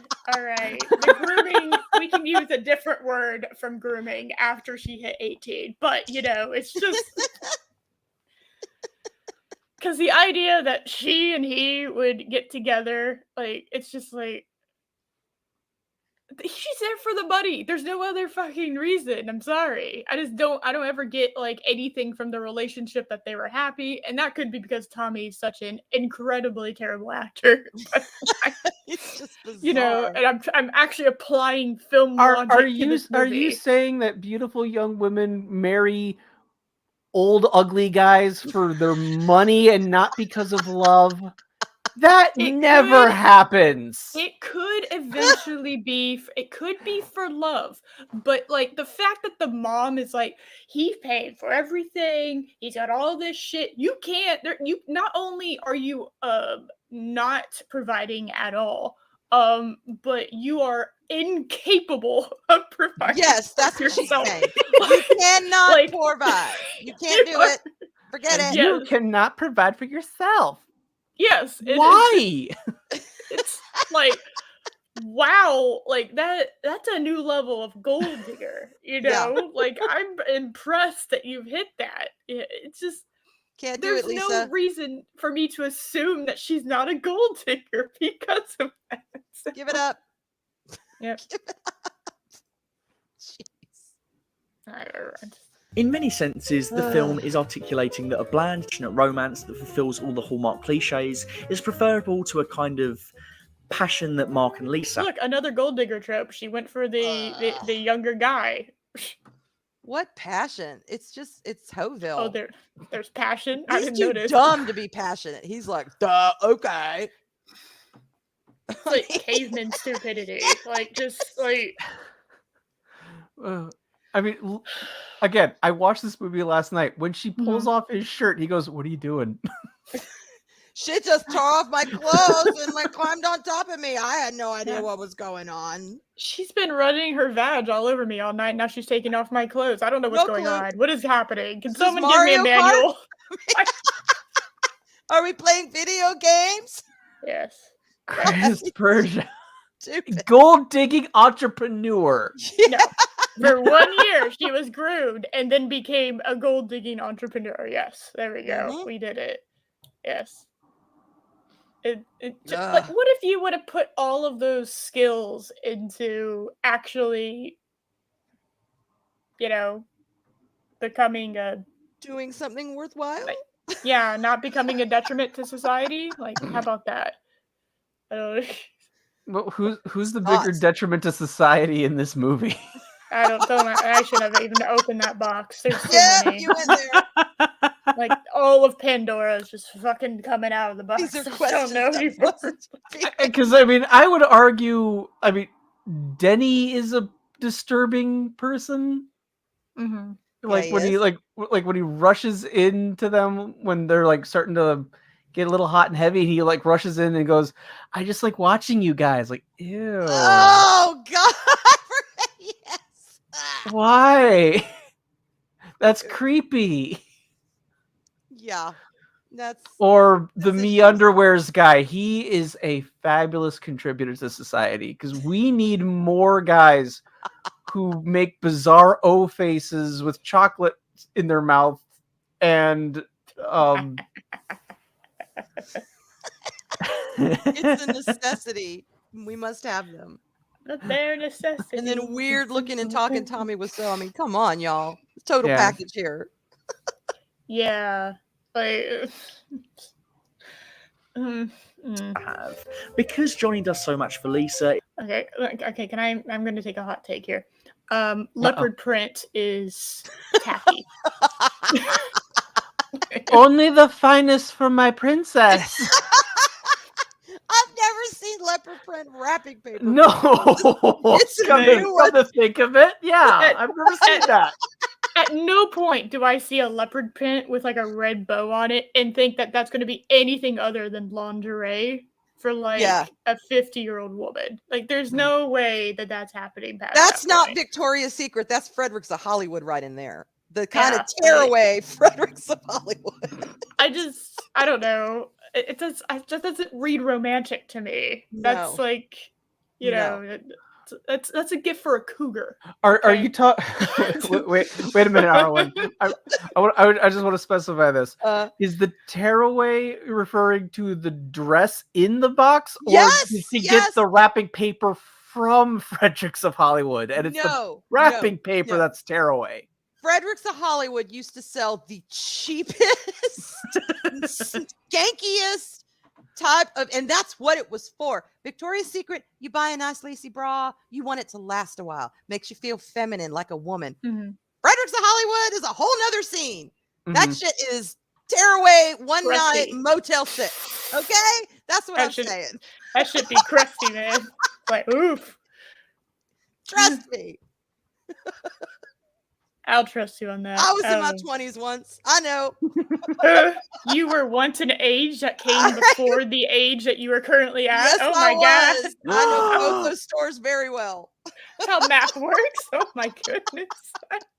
It is Lisa's moral obligation to continue to be in love with him. No, hold on. No, I'm not letting you get away with the stupid fucking bow thing. It's not attached at the bottom. It's literally a pull away. Oh my God. Moral obligation to continue. What's the point? He wrapped the lid. She could just take it off. So it's not even wrapping paper. It's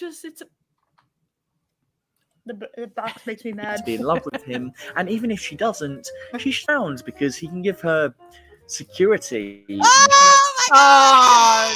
So romantic. It seems clear that women owe you something. I gotta wash my eyes. Tell me what's I tried to pause and then I realized I had to keep it going in order for it to go away. I paused automatically and that made it go longer. I'm sorry. You need to put a big red bow over it. Or some leopard print wrapping paper. Just wrap it in leopard print. I should have come with a warning. I'm sorry, everyone. That was physically painful. Oh, That yeah. looks like. Look That at my looks like ass. Look at it. Look. You know what that looks like? That looks like a fucking rejected like sculpture from Michelangelo. Poor tummy was so. So fucking white. It's gray. God. Ugh. Voldemort's ass. Jesus. Voldemort's And the chat's reacting appropriately. Everyone's dead. I'm sorry, chat. Oh my God. Well, You're welcome. Yeah. And Josh died too, apparently. Oh, get me some acid quick. Ugh. well, Okay. I need to go. I need to go rip out my third eye now. Just Well, You're whoever welcome. I need watches to this bleach it. movie, that's like the least of his ass that you see. You see his ass all over that bed. It's just like, nope, not having it. Watch YouTube like nuke my video because well his played, ass is- Clobber Times. Clobby, well played. Well played, Clobby. You're welcome. I could have actually just paused and lingered and then ran away. It made y'all summer. You're not that cruel. I am. I'm just feeling nice today. That women owe you something for the time you pay them, which brings me to number 2. Women are terrible. Oh, yeah, I agree. Wait, am I supposed to disagree with that? We can be biatches. We know that. It's those that claim misogyny that don't know that. There's only 3 women in the movie, and you have Lisa, obviously. Yeah. Who she's just a skank. Yeah. You have her mom, who's basically telling her to.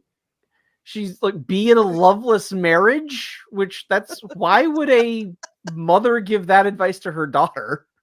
Yeah.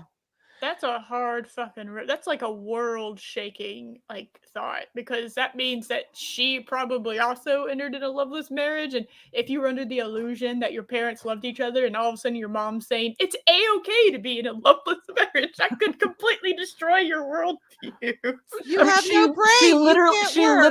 She literally tells Lisa, "I didn't want to marry your father." Yeah, I needed to rewatch this movie before. Apple doesn't fall far from the tree. I can't speak today. Blech. And then there's Michelle, who she is aware that Lisa is cheating on Johnny, and knows who she's cheating with him on. His best friend. And she's okay with it until she starts talking about wanting to have fun with Mark and be secure with Johnny at the same time. That's when Michelle kind of turns on the whole thing. Yeah. I was totally okay with you cheating. It becomes personal. You cucking Tommy, that's where I draw the line. Yeah. Otherwise, she's like, have fun, Beesh. You know, what? Yeah. I love this. I love this. Oh, I'm gonna tweet it. And I also have sex with my boyfriend on your couch. Oh, God. Just... Why? It could have been on the bed. It could have been worse. They're all gross. All of men and women. I'm screenshotting this. Lesson number 2, women are terrible. Women can be very terrible. Welcome to the world. It's 50% of the population. There you go. Women you got are men and you got angels. women. Okay, they're not. None of them are evil, terrible, absolute, awful human beings. Okay? Women are creatures of perfection, and everyone knows that. They're the fairer sex. Okay, they're so much better. They're just fair sex. Yes. Yes.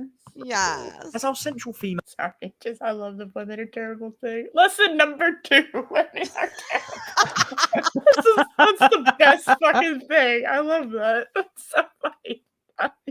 I'm gonna tweet that out later with no context. Female character Lisa, the film's antagonist, is looking to how Wiseau regards women, and for the vast majority of the film, she's portrayed as a soulless, manipulative sociopath. Lisa, So she's just Again, a hoe. I don't know. I don't know Who if I can't work. Who can't possibly work at all. She kind of is. Yeah, I guess. Because she's written only on surface level. There's no depth to any of these characters. Nope. Sorry. I just assumed sociopath would have been a deeper. I'm looking out for all the sociopaths out there, okay? Like, I didn't want Lisa to be their portrayal on screen. Everyone needs to have a good, it needs to have a good role model. I didn't want Lisa to be that role model, all right? I was trying. Yeah. Always looking out for representation. That's why I love you, Eris. Hashtag, all sociopaths matter, okay? We stand with the sociopaths. Yes. We stand. We are standing sociopaths right now. Sociopaths stand together. Yeah. She manipulates Johnny constantly, using him to. That dress looks really shit on her. Okay, what the hell? She has a red dress. Why did he buy her a red dress? It looks almost identical to that one, except it's got spaghetti straps, and that's a halter. What's up with that? Is it a red fetish or something? Sorry. She don't have the boobs for that dress. I'm just gonna say. Sorry, don't Lisa. Have them. Nah. See, red is what is it? The symbolic of passion and lust and all that good stuff. Tommy's getting deep, y'all. He's getting deep. He's talking. Why the walls are red? Oh, the walls are painted. Walls are blood. See, the red candles. It's all there. You just got to dig deep. Yeah. Oh my goodness. I love the color red. Modern times. Oh my god. What did it? Oh no.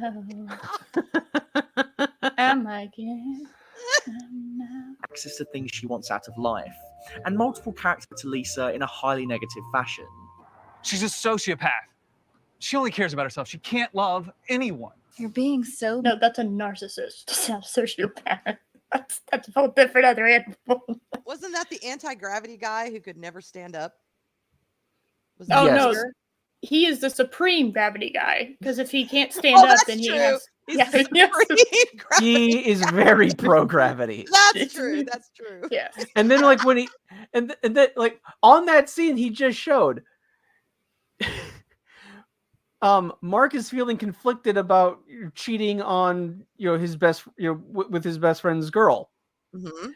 And Peter is a psychiatrist, so he asks him for advice.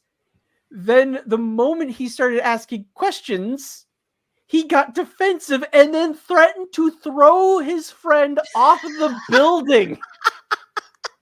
Yeah. It's like, what? Yeah. You're the one who asked him for advice. I don't know. I feel like that's a standard therapist session. And portrayed in Hollywood. Oh my god. True. That's true. Yes.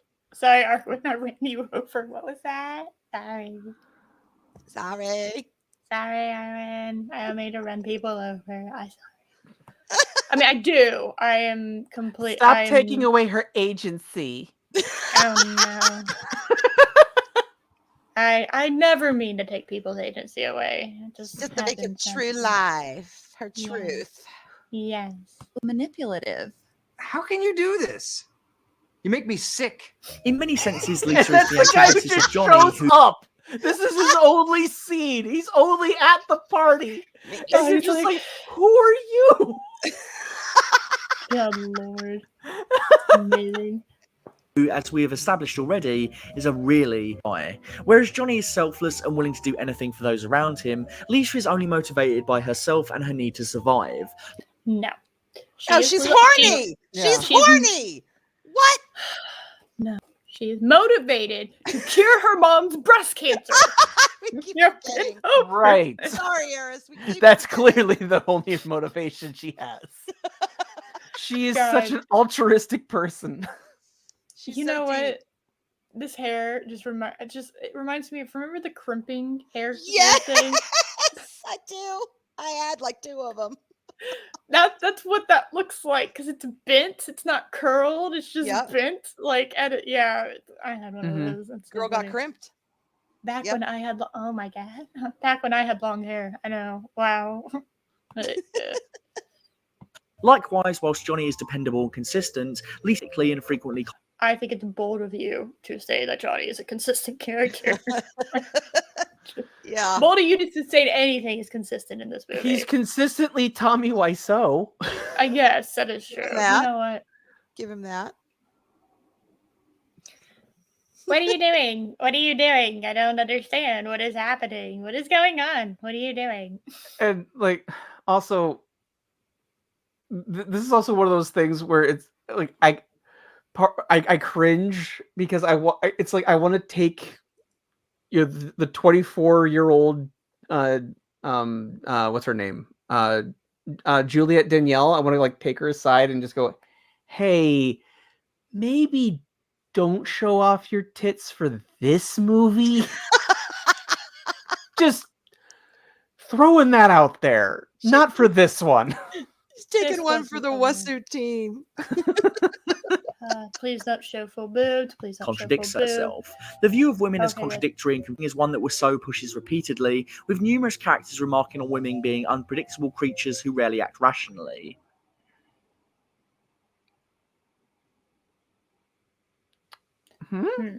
What did I go deaf? What just happened? I paused it. I thought the sound went off. Okay, I got you. I need to hear that again. Yes, that was like my brain shut off during that sentence. Like, wait, what? Herself. The view of women as contradictory and confusing is Wiseau pushes repeatedly, with numerous characters remarking on women being unpredictable creatures who rarely act rationally. I don't understand.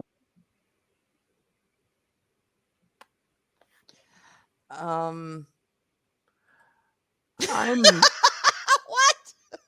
I am a married man, so I don't know if I can comment on that part.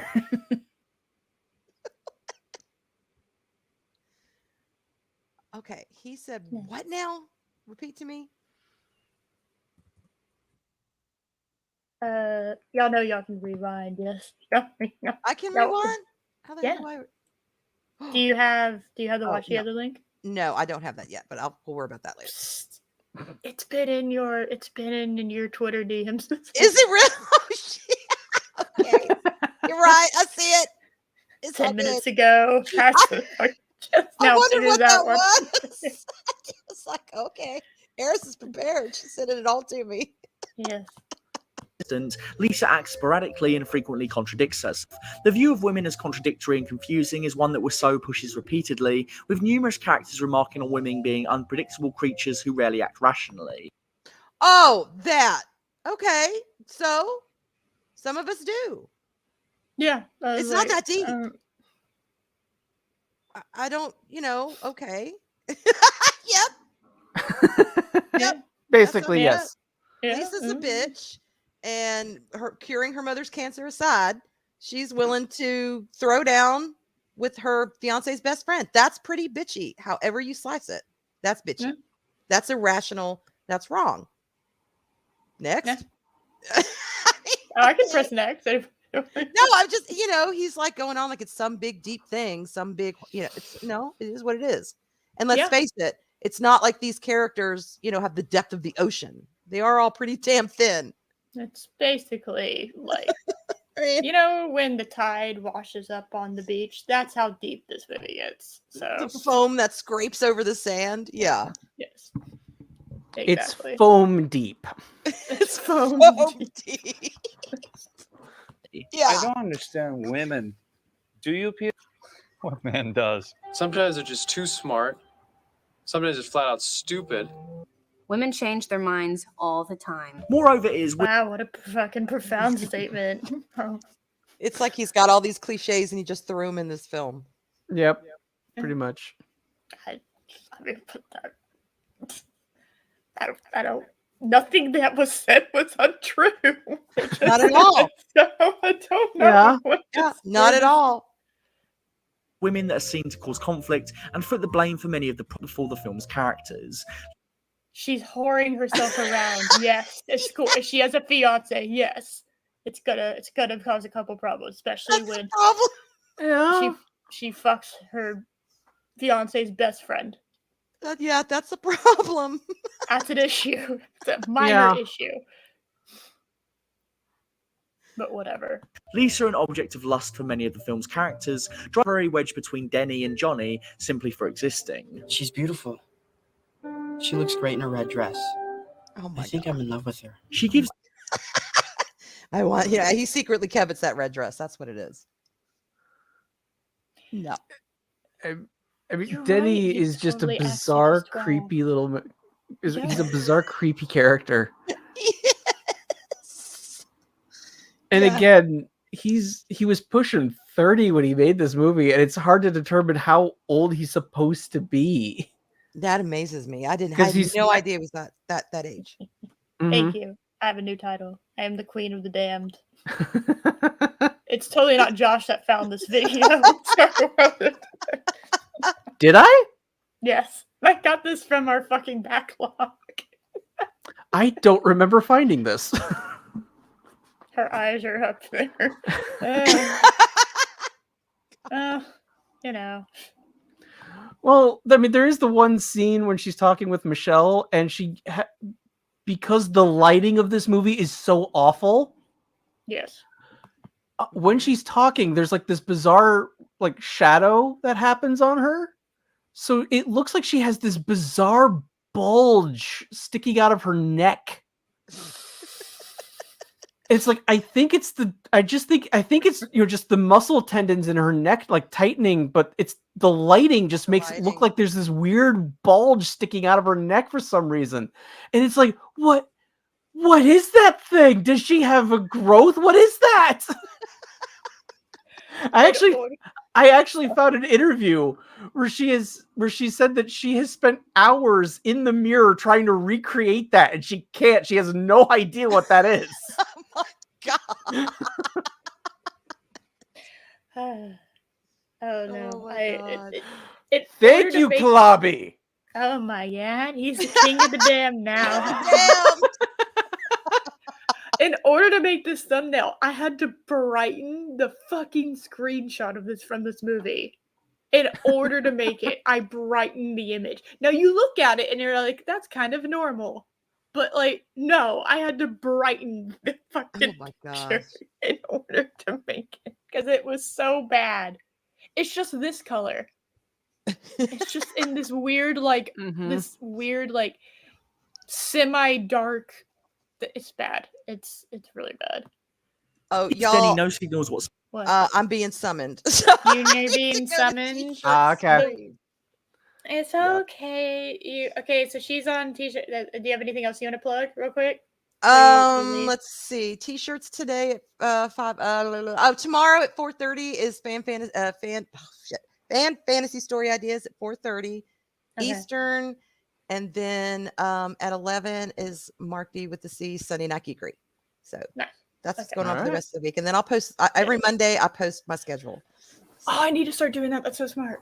Yeah. Otherwise, I keeps my ass on track. Yes, really exactly. All right, y'all. Have fun with the rest of this. I'm gonna miss it, but you know, it's the room. It's the room, y'all. Watch it if you haven't seen it. It's our gift to you. It's pretty much the perfect, so bad it's great movie. Oh, it is. Yes, exactly. All right, I will talk to y'all later. Have fun. Bye. Bye. Take care. Bye. Oh, and there was 2, and there was equality. All right. Whatsoever that she's interested in him, and yet it is her very presence solicits Denny to contemplate betraying his friend. Lisa also foots the sole blame for her affair with Mark. Wait, what? Hold on. I was like, give me just like a brief moment. I know, really awkwardly timed, but give me a brief moment too. I shall return. Okay. Don't you worry. I shall return. All right. Hold on. It's not letting me click. Hold on. There we go. Okay. All right. Okay, I want to make sure I heard that correctly. Before the film's characters. Lisa, an object of lust for the film's characters, drives a temporary wedge between Denny and Johnny simply for existing. She's beautiful. She looks great in a red dress. I think I'm in love with her. She gives Denny no signals whatsoever that she's interested in him, and yet it is her very presence that solicits Denny to contemplate betraying his friend. Lisa... No.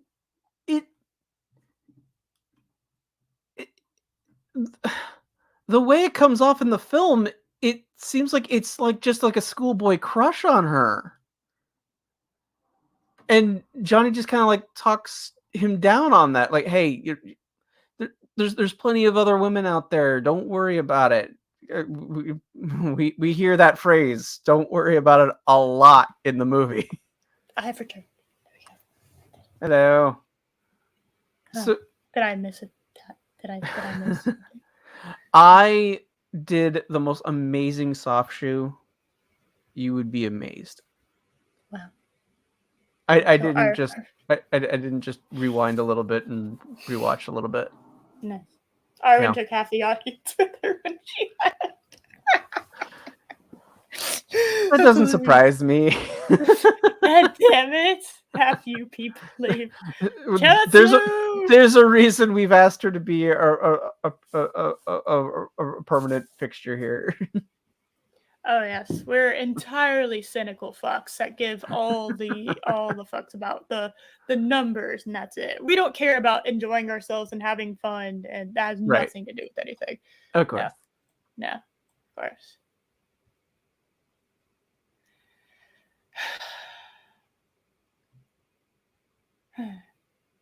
Why is there a lamp there?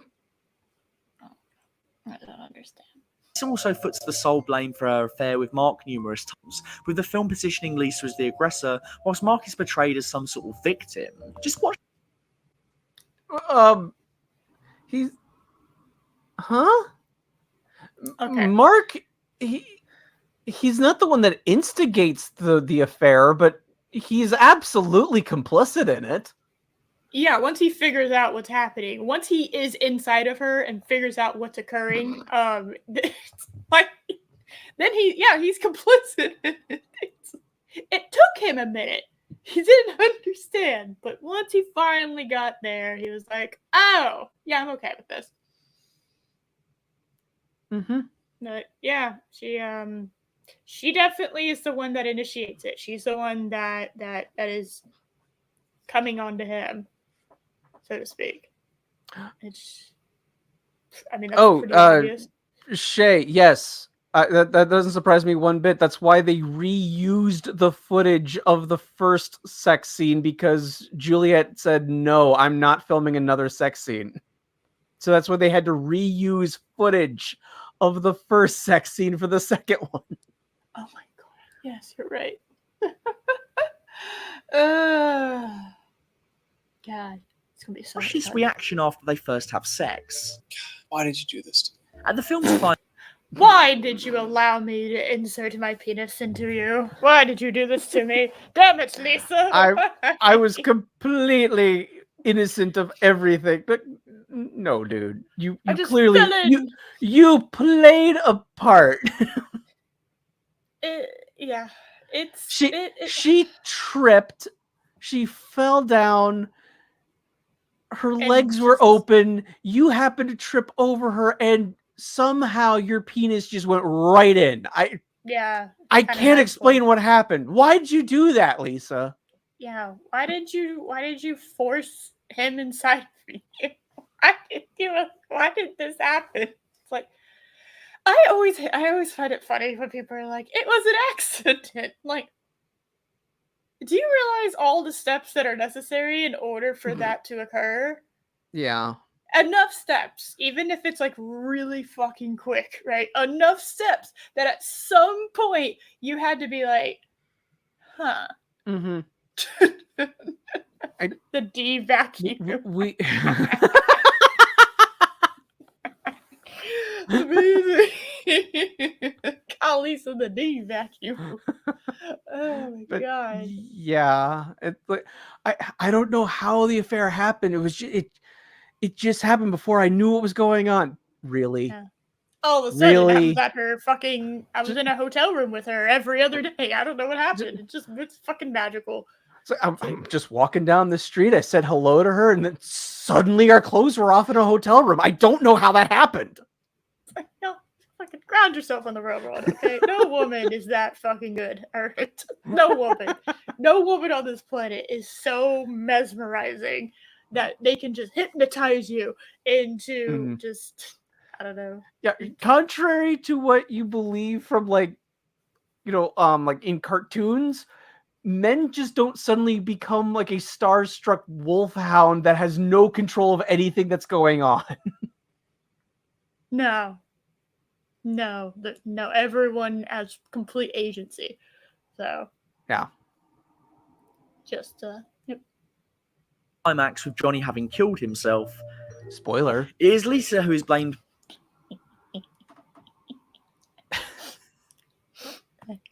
I'm just imagining like a sequel. Oh, whoops. No! Ah! What did I do? Josh, help. By Mark for her. Okay, we're fine. Everything's okay now. Ignore what just occurred. Okay, so just imagining a sequel. It's like Johnny's ghost. What would you do for a sequel, though? Johnny's ghost. Make it a horror movie? Johnny's ghost comes back to haunt Lisa? No, it would not be a horror movie. Oh. He's just stuck. Or it would be a horror movie because he would be stuck being in the acting out the room. But he's a ghost now, so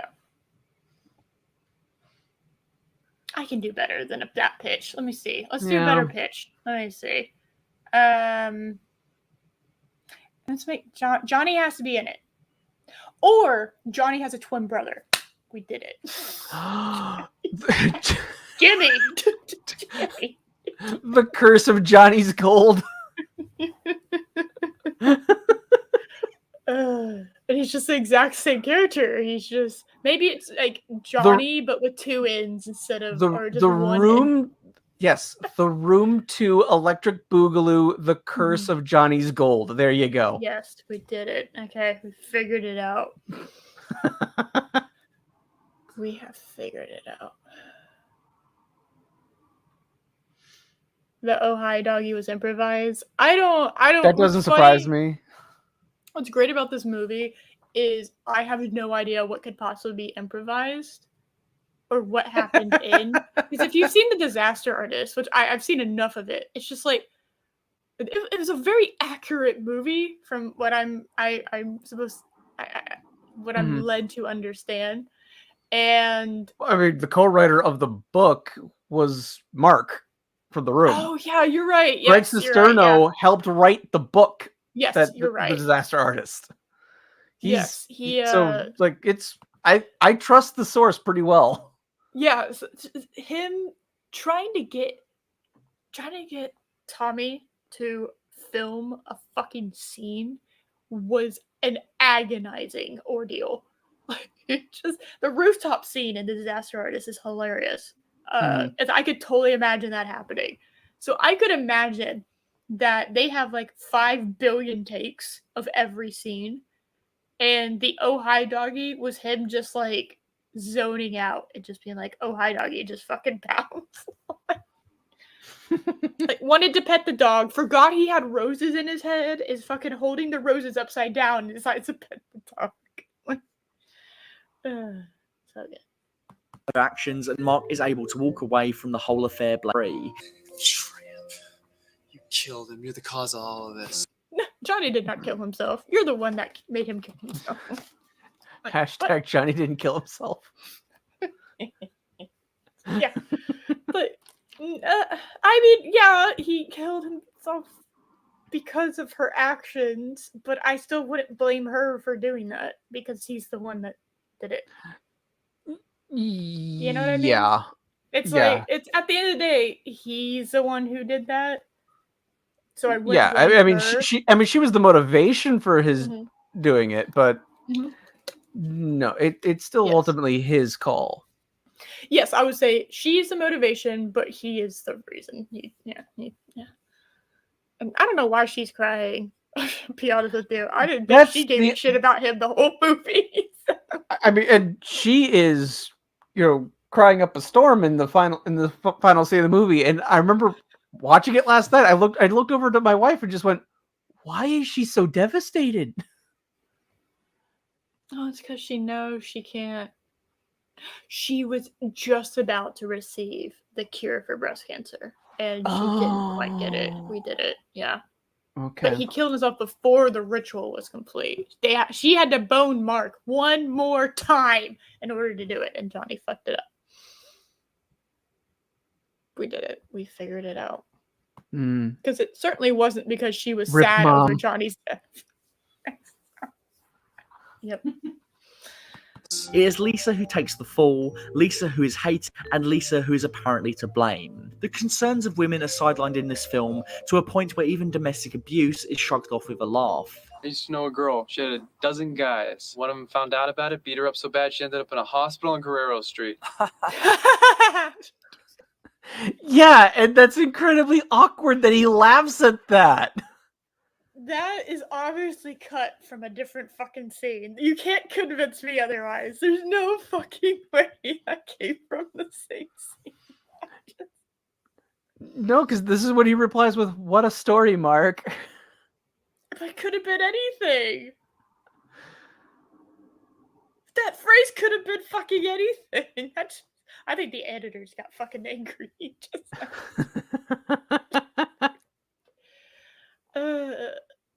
Again, it's like you're telling me that he's supposed to be the hero, but now you're telling me that he's laughing at domestic abuse. Shay, I would not be surprised about that at all. The sex scenes are so slow and tedious. Yeah. There's 4. 2 with Johnny, 2 with Mark, and if you want to include the me underwears guy, I guess there's technically 5. Yeah. Yeah. But yeah, I wouldn't be surprised if that makes up 10% of the movie. Yeah. They're really long and boring. Story, Mark. Oh no, sorry. I gotta do. Yeah. I gotta do the full fucking thing. Hold on.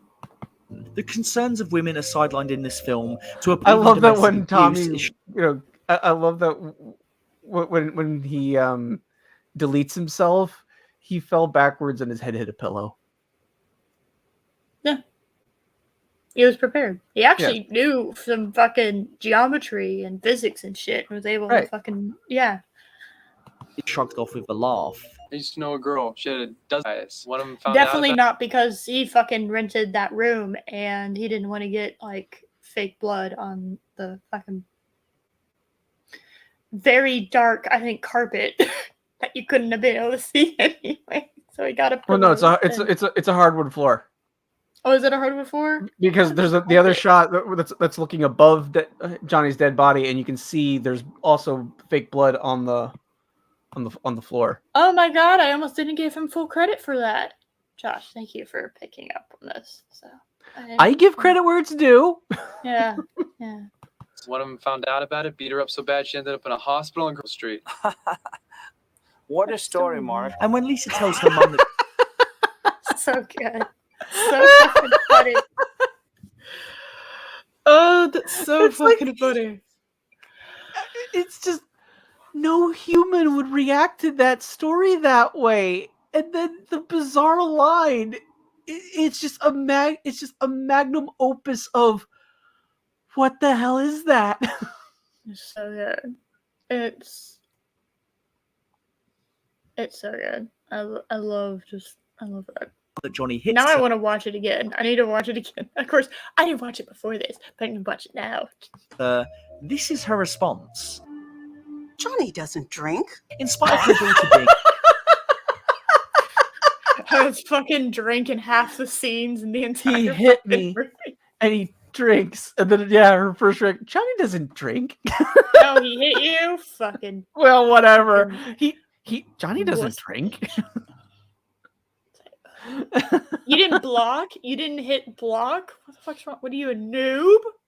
Fuck it. being hit. The idea of Johnny drinking seems the more shocking. And this brings us... It's almost like this is a shit movie. I don't know.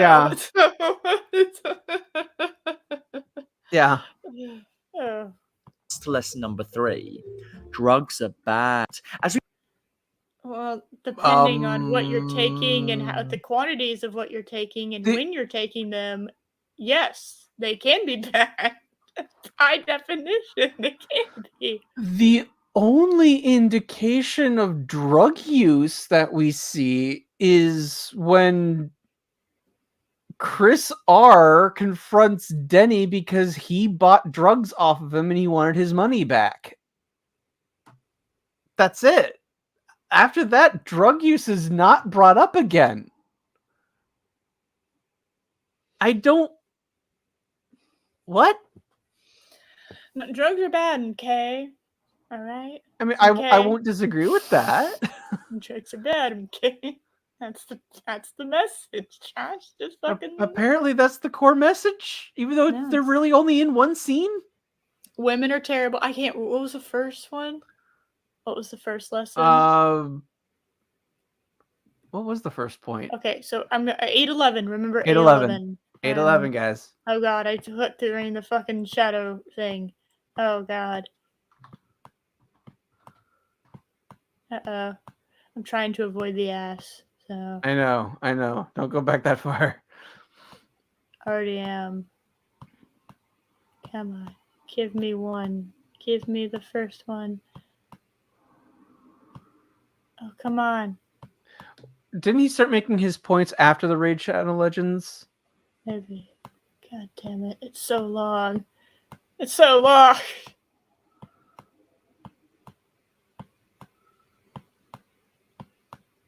Chris, I'm summoning your superpowers. Can you help? Chris, please. Pretty please. Help me. Summon Chris. There we go. As we've established already, The Room is a pretty conservative film in its politics. I'm sorry, it's what? You got conservative politics out of this movie? How? I don't know. Because what? Abuse is funny and women are treated like shallow. Like everyone's treated like a shallow character because it's everyone's. What do you want to find? He had a point number 1 and we can't remember what it's called. Follow the rules. I'm trying a rule. He had a rule 1. And the reason why I'm asking is because I don't want to accidentally stumble across Tommy Wiseau's ass and kill everyone again. No, I found it. Oh, you found it? Never mind. Yes, Sorry, Chris. I guess. Rule number 1: follow the rules. Oh, that's why we didn't remember it. That's not funny. Yeah. Drugs are bad, okay?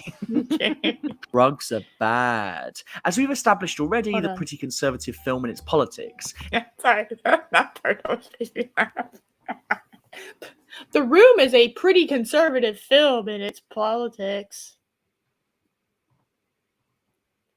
That's I will fucking agree with that. God damn it. That car is pretty fucking conservative. It's just a bad game.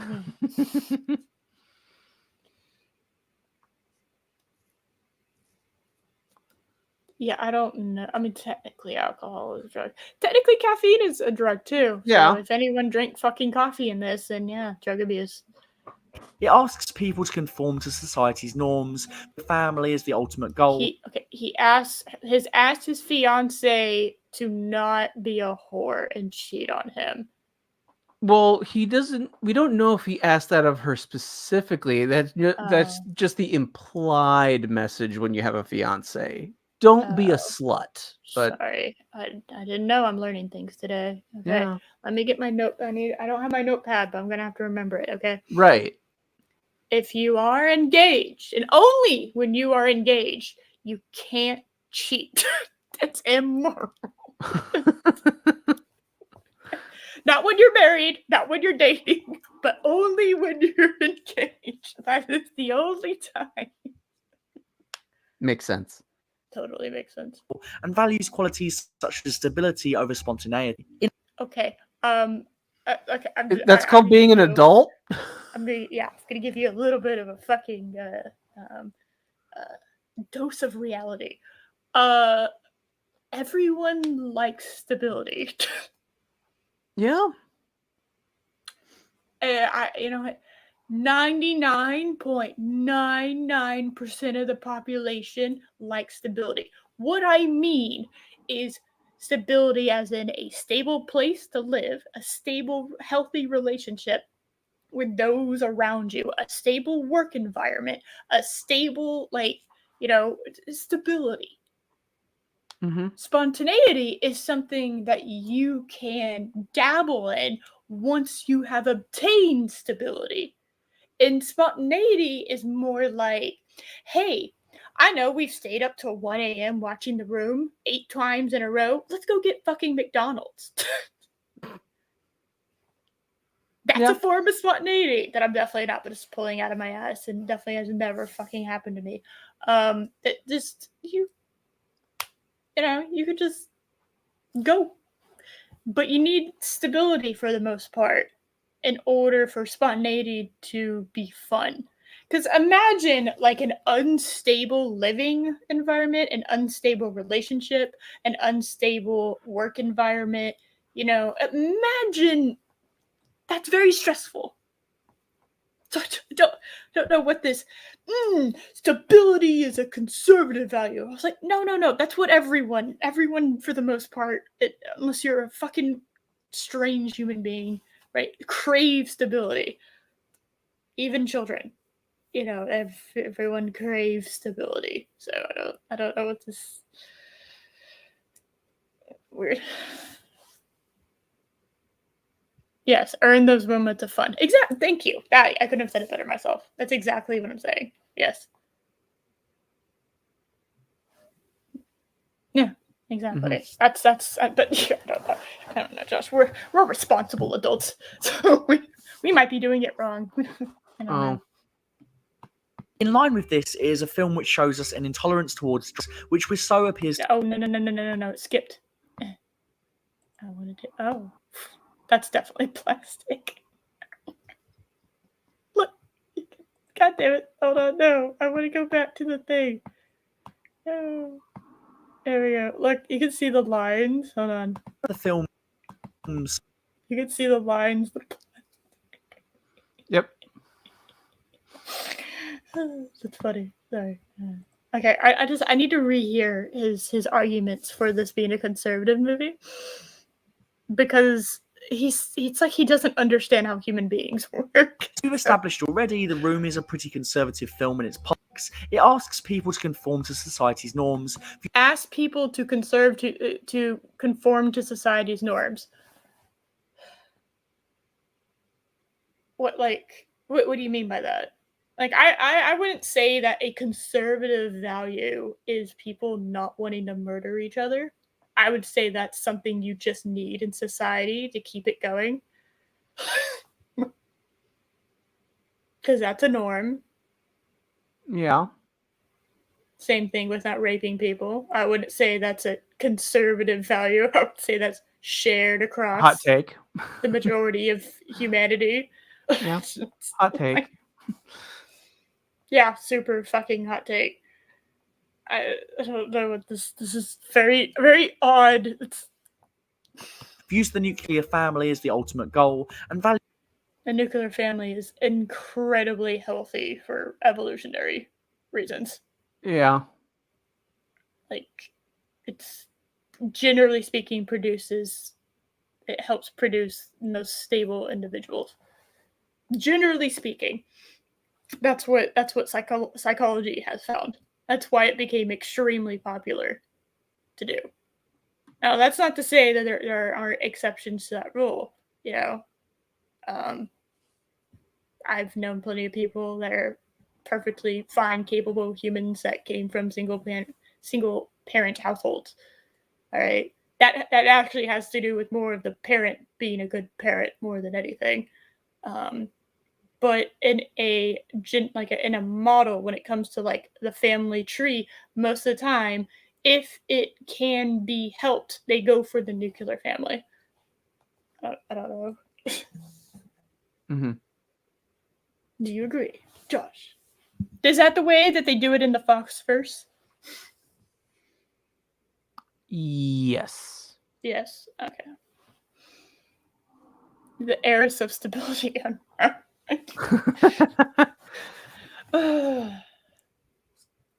But I mean, yeah, it's would you need to make sure that you have, food and shelter first. That's basic. What a fucking hot take. Jesus Christ. I know. It's imagine being a fucking grown up and doing what is necessary for your survival. Then you can have some fun. Like a mature adult. No, not allowed. Illegal. Not allowed. Illegal-tism. Values qualities such as stability over spontaneity. It's okay. So we'd already covered that one. All right. In line with this is a film which shows us an intolerance towards drugs, which Wiseau appears to view as some sort of ultimate social evil. And the ball on her face. I'm obviously not going to get into the drug debate on this fucking channel. But, like, yeah, it kind of depends on how you're using them, what you're using, the quantity that you're using, and where you're using them, and whether or not it's inappropriate to have for drugs to be used.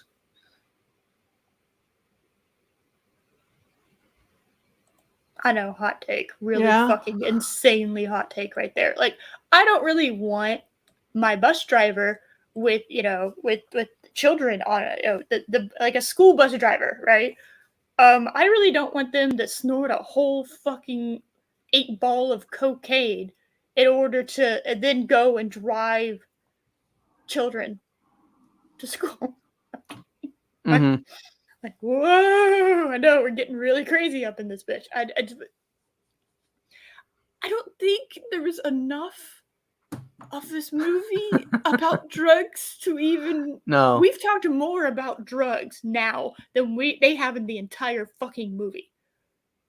And this scene is absolutely hilarious because you have Denny crying over the fact that he almost got killed because of the drug dealer.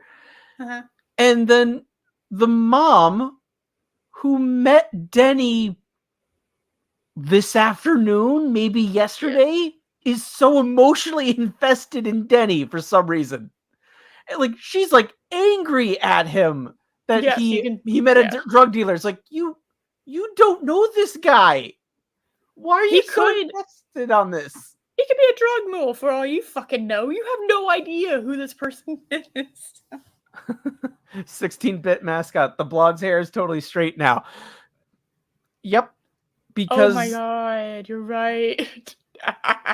There's a reason. There's probably a reason for that. This was supposed to be a 3-week shoot, and it got stretched to about 3 months. Because Tommy didn't really know what he was doing. Yeah. No. Oh, I went too far. No. All right, there we go. An intolerance towards drugs, which Wiseau appears to view as sort of ultimate social evil. In one of the film's tensest scenes, we see Denny confronted by a sadistic drug dealer, Chris R. Nothing like your fellow neighborhood drug dealer meeting you up on the rooftop for some fucking reason and not in an alley where he could quickly get away. Which they had an alley set. Why wouldn't you put him there? Why wouldn't you film it there instead? Also, peak drug dealer, a beanie and a tank top in San Francisco. That is peak drug dealer. He's wearing sport pants. What else do you want? That is true. How else are you supposed to tell that he's a bad man? He's wearing a beanie. He needs a tribal tattoo, like right on the shoulder, I think. Like one of those like flame kind of tribal tattoo things that go, or barbed wire right around the shoulder right there. See what I'm saying? Yeah. I wonder what the R stands this is our next president. Maybe it's... Yes, indeed. Russo. Oh, endgame so close. After Chris R is apprehended by Johnny. Wait, what? But I just have like, hold on. What just happened? This was 2019. In one of the film's tensest scenes, we see Denny confronted by a sadistic drug dealer, Chris R. I wonder what the R stands for. Maybe it's Russo. Oh, endgame is so close. Oh, before Endgame. Oh. Okay. Okay. Why would Tommy name him Chris R after Russo? It was a bad joke. In 2003. It's okay. It was a bad joke. Sorry. After Chris R is apprehended by Johnny and Mark, Denny left on the roof with Claudette and Lisa, who question him on his relationship with drugs. Where do they fucking live where this rooftop is just accessible to everyone, including a random drug dealer? Do they live in an apartment complex? Am I just an idiot? It looks like it's a condo. But then, like... But the fucking rooftop is only big enough to fit, like... It's five people. It's an expansive rooftop. Shh. Definitely not, like, for a 500 square foot apartment. Okay, right, sure. Okay. Well, maybe in San Francisco. I don't know. Yeah. Whatever. The scene builds increasingly hysterical. Yes, it does. Into revealing Yeah, this seems hilarious. Chris R. Until Lisa screams. What the hell is wrong with you? This scene is then immediately mirrored as revealing his connection to Chris R. Until Lisa screams. What the hell is wrong with you? God, she peaked the fucking sound all like in the entire statement. Yep. The room needs a scene where everybody jumps off the roof. Oh, and can they like freeze frame as like they're jumping off? It's like, yeah, we did it. IKEA space saver rooftops. That's funny as shit. This scene is then immediately mirrored as Johnny returns and chastises Denny. Why did you do this? You know better, right? Why? That this has tries to explain why. This is like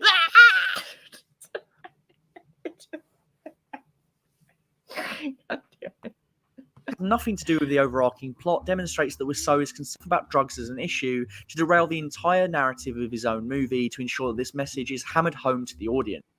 Tommy Wiseau would never derail his entire fucking movie for anything.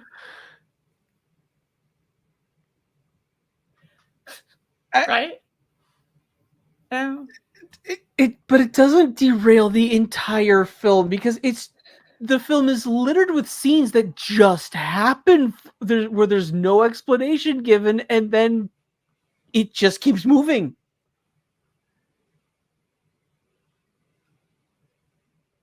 No, this is a very cohesive movie that completely, follow the rules, which is located. We did cover. Yeah. You know what? He's right. Yes. We just have to follow the rules. This anti-drug sentiment returns when Peter confronts Mark over his affair with Lisa, which causes Mark to do this. What are you, nuts? In both of these Stop scenes, humping my leg. Stop humping my leg. Stop. Please stop.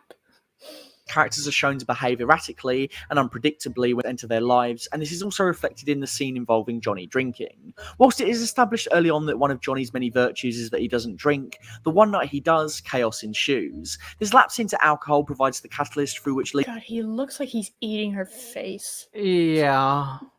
Like, nah. Yeah. Like, she didn't get paid enough. Can we disagree? No. She didn't get paid No. Oh, God, no. She did not. Lisa is able to begin her manipulation of him, and... Sorry, that made me cringe real hard. Something about watching two people, and I haven't watched The Godfather 3 yet. God help me. Something about watching two people making out that are not good at it for a prolonged period of time. Even just who are just watching people kiss for a prolonged period of time is very unnerving and makes me want to cringe out of my whole skin. Like, I hate it. Just like that. Yeah. I don't like it. Stop. Please stop. Well, I mean, the thing is, especially when it's supposed to be like romantic or sweet, and it's clear at least one of the actors is not into it, it makes the whole thing uncomfortable. That is the stairwell. What do you mean, Chris? Can you tell? That's totally a stairwell, Chris. Yeah, obviously. The shed portal. Ultimately leads to his downfall. It's a proper tragic story, honestly. Did he just fuck up fruit? How yes. dare you fuck up fruit? Oh, this is the thing about like the big climax when he's showing his rage and he's destroying everything in the room. He's so like nonchalant about it, like he's screaming, but he's just like knocking things over. It's like, where's the passion in it that you're trying to convey? It's it's beautiful. Yes. Provides the catalyst through which Lisa is able to begin her manipulation and ultimately leads to his downfall. It's a proper tragic, epic story. Honestly, you need to go check it out if you haven't already. It's not just drugs which causes characters to behave erratically, however, as Wiseau seems to view the world as a place where random chaos prevails, which leads us to lesson number 4. People are crazy. To be honest, the fun... Yes. Well, yeah. Like, somehow this is a San Francisco living, like, guy who makes a lot of money, and he cannot afford a decent, not only not a decent suit, but a tailored suit. Mm-hmm. He's always seen, or not always, but most of the time he's seen in a tailored suit. Or a suit, not a tailored suit, but I don't know. Yeah, this lumpy, baggy suit, yeah. Yeah, I would have spent an extra, like, $30, $40, $50 to get it tailored for them. Yeah. No. Fundamental principle that underpins Tommy Wiseau's worldview is that people often act consistent. No. I'm not allowing you to get away with this. This awful fucking design. Hold on. Why? Josh, why? Why is there a chair in front of the TV?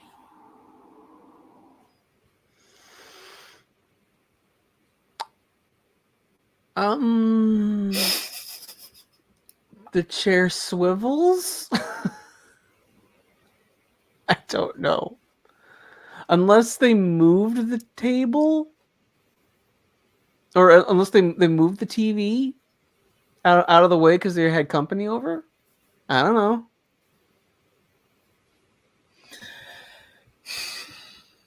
Just, at no point have I ever had a chair in front of my TV. View is that people don't often act consistently or rationally. They do things because they want to, and often they contradict themselves. Who the fuck have you been taken out with?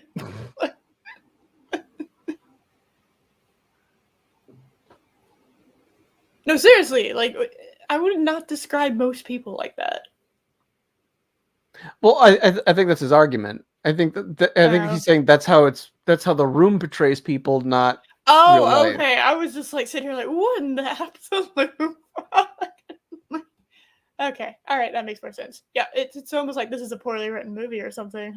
Several characters point this out across the film, such as Mark. Very strange these days. Or Peter. People are people. Sometimes they can't see their own faults. And yeah, poorly written movie. It's almost weird, kind of maybe that's a reason or something. I don't know. It's fitting that a film filled with so many plot inconsistencies and contrary character moments would choose to advocate such a philosophy. In one of the film's confusing scenes, we see Mike tell Johnny about an incident, or should we say, tragedy, that occurs earlier in the film involving his underwear. After Mike explains the logistics of his complex mission to retrieve his underwear from Johnny's house, Johnny pauses and remarks, "That's life." It's fitting that an incident as bizarre Yeah. Yeah. Yeah. Nope. Or as this can be explained away as one of those little things. Forget that Mike's primary role in the room is as Johnny's friend who uses his apartment to make out with his girlfriend. That Johnny never questions this or... Yeah. They did it again, Josh. It wasn't as bad of an angle, but they did it again. Sees it as anything out of the ordinary is telling of how Wiseau as a seeming random... Oh no, we're two adults that apparently don't have our own fucking place. That we went to make out at your place instead, Lisa. It's very weird. I don't know why I did that. Yeah. Also, my shirt is obviously not just inside out, but backwards. So there's no reason I should have a... Yeah, very, very good idea. It's like, whatever. Spool of unpredictability. Well, sometimes crazy things, right? Human behavior. The idea that life itself is a cacophony of random chaos is further iterated by the character of Peter, who as a psychologist represents the character with seemingly the deepest understanding of human behavior. He's a psychologist. I would hope he has the deepest understanding of human behavior out of all the fucking characters. He's also the one that job. But he's also the one that says that out of nowhere, without any backup or proof of any kind, he's the one that says Lisa is incapable of love. It's like, okay, just because she's being a whore to your friend does not necessarily mean that she can't love. You can't diagnose someone that you haven't even fucking talked to. You can analyze them, but you are diagnosing them with like a narcissistic, with narcissism and a personality disorder and like psychopathy. It's just like, dude, Jesus Christ, can't do that. That's a big no.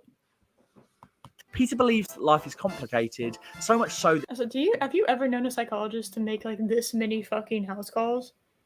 Ever? In fairness, Peter is Johnny's friend, and he asks for advice while he's there. So it's not a therapy session. Okay, all right, fair enough. Yeah, you're right. It's just like they treat it like it is, kind of. Yes. Which is very, very, very bad. The closer you are to someone, the harder of a time you have. Peter cannot be objective in this situation. This is why he could not counsel them personally. Because that would be unethical. Because he's too close. He would need to. Here's someone I can recommend. Yes, exactly. But yeah, we just put a lot of thought into that, Josh. I don't know. I know. Yeah. We put a lot of thought in it. We talked about it for like 15 seconds. We put a lot more thought into it than Tommy did. Yes, on a scale, yes, we did. Same thing twice. Sometimes it gets complicated. Sometimes life can get complicated. Twice. But that's not incorrect either. No, life does get complicated. Sometimes a car can hit your house. Still waiting on repairs. Give you a brand new sunroom. Still waiting on repairs for that, by the way. And it's not. I'm not concerned about winter coming in soon. No, just put a fucking tarp and duct tape it. It should be fine. Yay. Tommy was so people do not have to behave consistently, nor actions necessarily have to have any formal logic. Because it's the movie The Room. Yeah. Well, and to some degree, people will act inconsistently to some degree. Yes. It's when you try to. I do a lot of like self-reflection and like self-analysis because I always try to I always want to better myself. I kind of hope the majority of the population does that too. I have my doubts sometimes, but I have that hope. But you're not again like I don't like being a hypocrite. I like standing by my values as best I can, and everyone is a hypocrite to a certain extent. Yeah. But like, you try your absolute hardest to maintain the values that you have, because if you don't maintain your values, then they're not your values anymore. By definition, you just have to realize.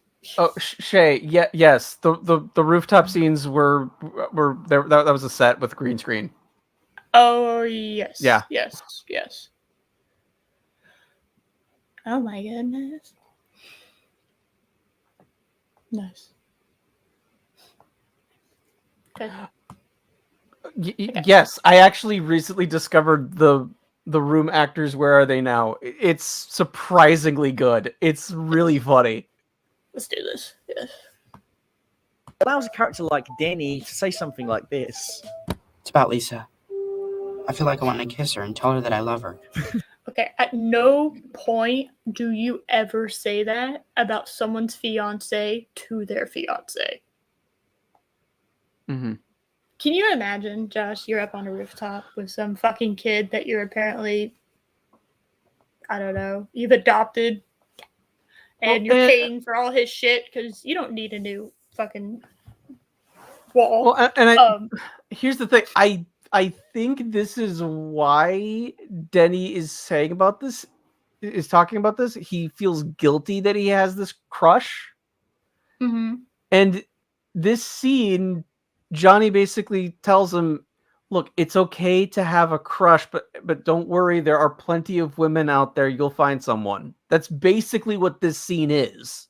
Yeah, but he like straight up is like, I'm in love. That's what he does. Really, this is why you pointed out that he's 12. Like, he does act like he's 12. He's like, oh my god, my babysitter is like the best thing ever. He's supposed to be like a high school student. The actor was like 27. The character's supposed to be like 18 or 19, but he's written like he's 10. Yeah, like that's not. I'm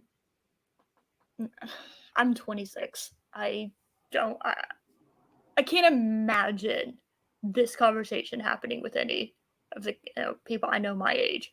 Mm-hmm. I just can't imagine that. Yes, they just taped green paper to a brick wall. Yes. Yep. Yes. Fuck. I actually have like green screen. Like I actually have lime green cloth that I've used as a green screen before. Mm-hmm. So yep, me too. A little bit more expensive than you think it would be, but not as expensive. Like it gives you better quality than fucking lime green paper would. So, in my opinion, worth it. That's just me. Before moments later changing his mind and saying, what about Elizabeth, huh? I love her. What about Elizabeth, huh? There's way too much tongue in that fucking sentence. What about Elizabeth, huh? He's chewing something. I don't know why he decided to fucking chew something in the middle of the scene. I love her. Mm-hmm. In many ways. Indeed, yeah. I mean, in fairness, if this guy told you that he's in love with your girlfriend, that's an appropriate an appropriate reaction. Like, yeah, sure, you're gonna steal her. Sure, okay. Yeah, that would have been that's my exact reaction. Be like, yeah, sure, yeah. I don't know why I asked you about your fucking opinion on her before whatever. But It is a shame that Wiseau was unable to produce some of the more fantastical elements from the original shooting script, which would have hammered home this idea that people could surprise you. What is wrong with this man's nipples? Why are they? Oh my god! I never noticed. Why are they innies? Again, the lighting of this movie is atrocious. Yeah, no, I yeah, but like. I don't think that's the lighting. I don't know.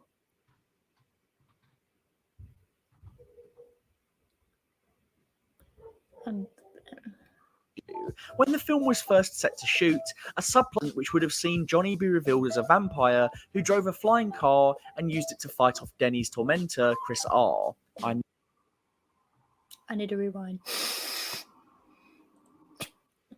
I need to hear that one more time. Also, yeah, Chris just was right. It's just like a shed, because why am I able to see the other side of it?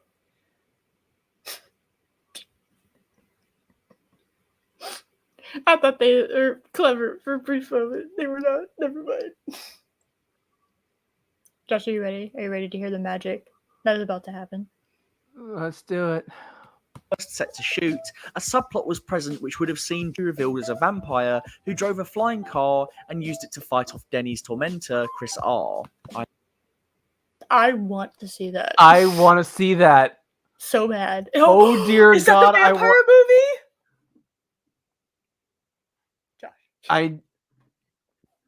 I saw in an interview with the actor who played Denny that he has been working on a vampire film for 15 years.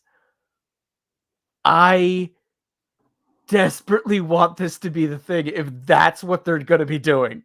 Yeah. Oh my God, that sounds amazing. God damn it, now I want fries.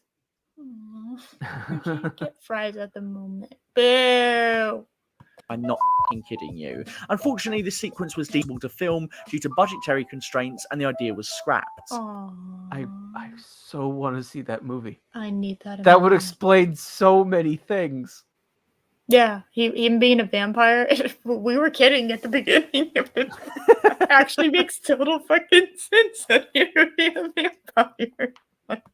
Perhaps it would be fitting to describe the scene in which Claudette reveals her who barely reacts as a subtle nod to Albert Camus' influential novel, The... Stop.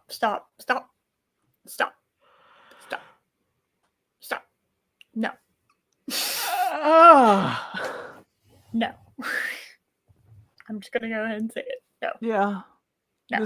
This is Stranger. You're putting way too much thought into this now. Yes.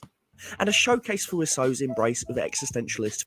But let's be real, this film's plotting is all over the place, and the likelihood is that Wiseau just doesn't know how to tie a plot together, or write characters, or know how to make a movie.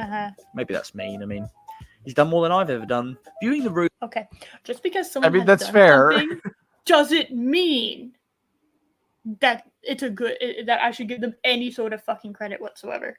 The Charlie's Angels movie that happened, everybody remember? No, that's fine. I'm gonna remind you anyway. The Charlie's Angels movie was atrocious. I am not applauding anyone involved. I didn't see it. I had no desire to see it. I was told not to go see it. It's okay. Yeah. I was a woman, so I was a Oh, right. I was a woman. I am a woman. That's not getting clipped. Confusion. All right, we're moving on. Room as an insight into its creator's mind is inherently problematic when the question is littered with so many inconsistencies. Because the film is so incoherent, it is often difficult to break down exactly what Wiseau is trying to say. I don't give a fuck what he was trying to say, but I can already tell you.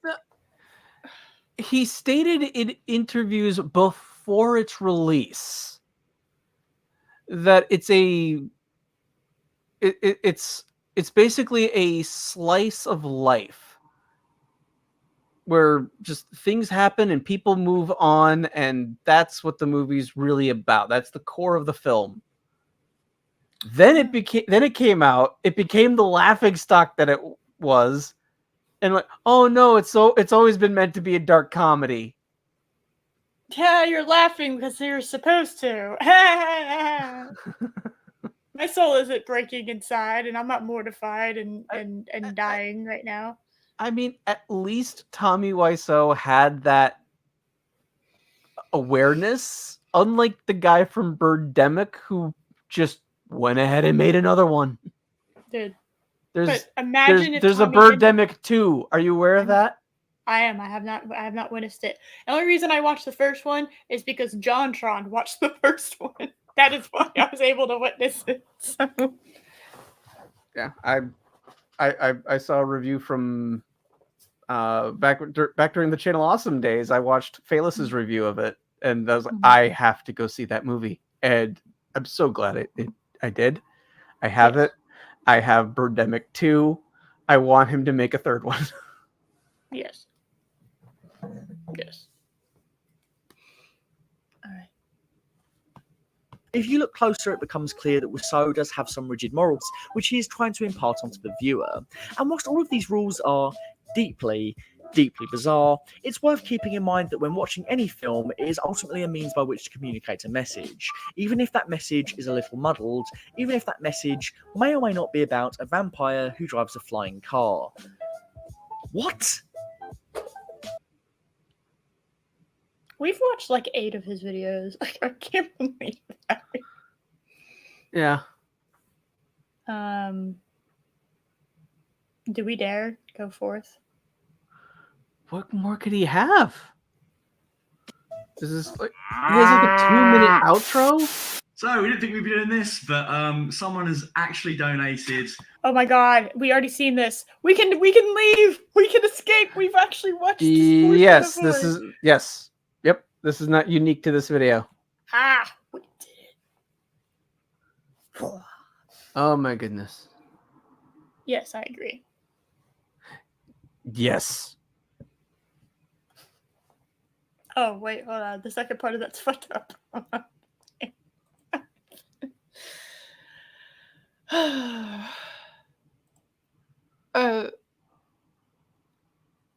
Did y'all learn anything?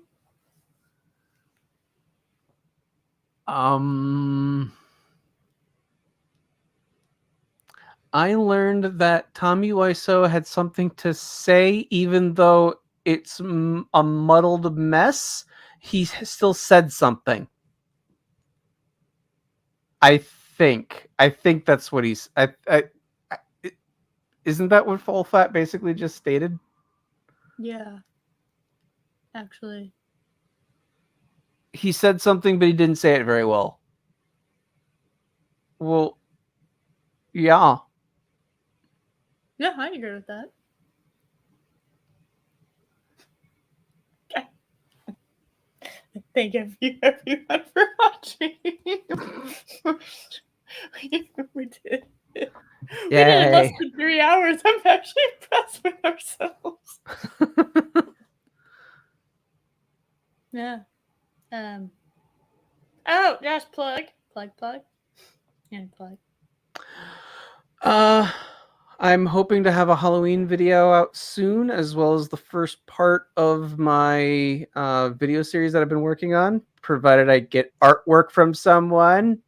Da, da, da. No pressure. I don't know who that person was. It isn't like you asked me to do that like a few months ago, and I still haven't managed to fucking do it or anything. I don't know what you're talking about. And then I will also be on Mary's channel on Monday, like normal now. Oh my god. And then I'm also planning on next month to be on her at some point being on her 24-hour charity stream. Oh my god. I know. Wow.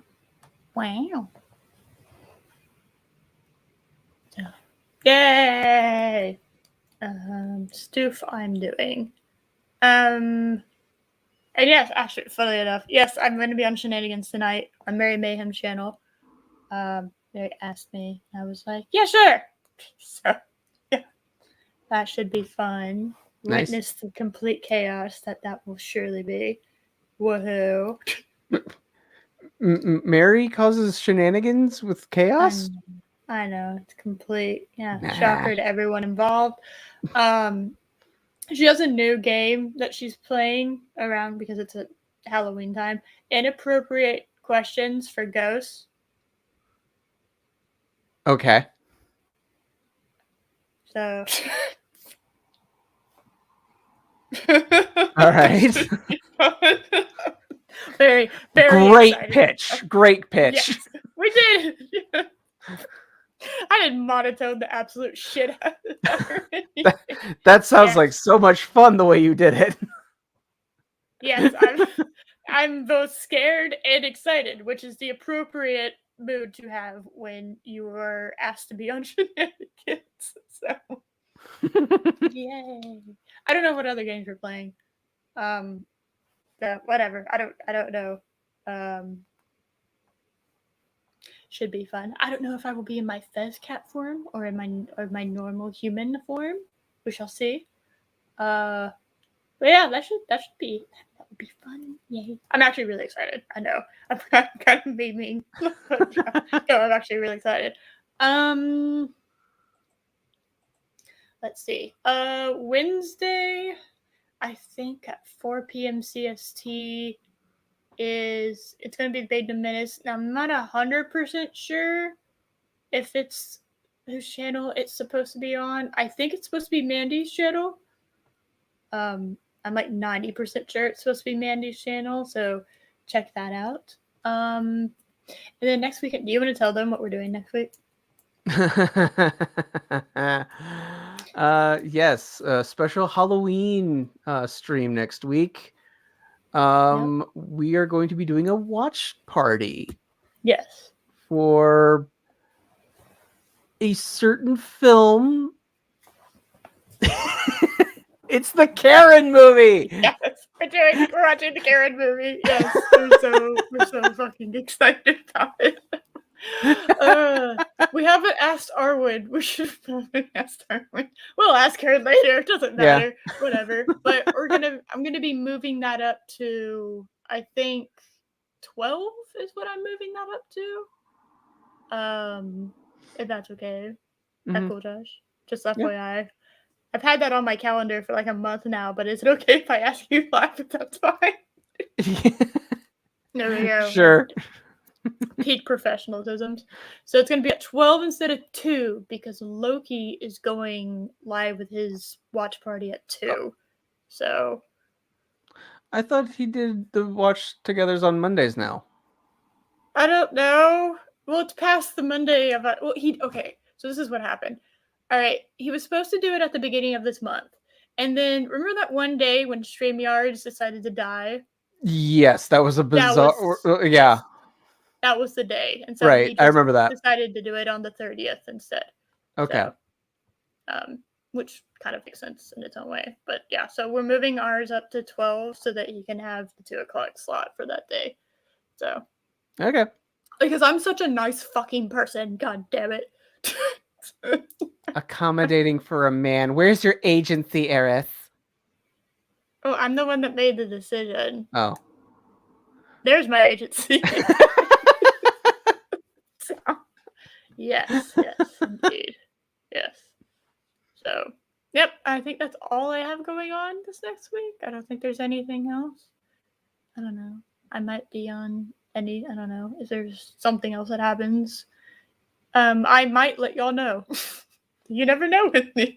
I might just be there and you have no idea that I'm there, but it's okay. It's so watch like everything. It's yes, so watch everything to make sure that you see me. Right. Watch every YouTube stream that goes on every single moment of the day because Eris might be on it. Yes. Because that's totally feasible. Yes, and it is completely feasible. So anyway, thank y'all for coming and watching and stuff, and have a good day. Bye. Bye, everyone.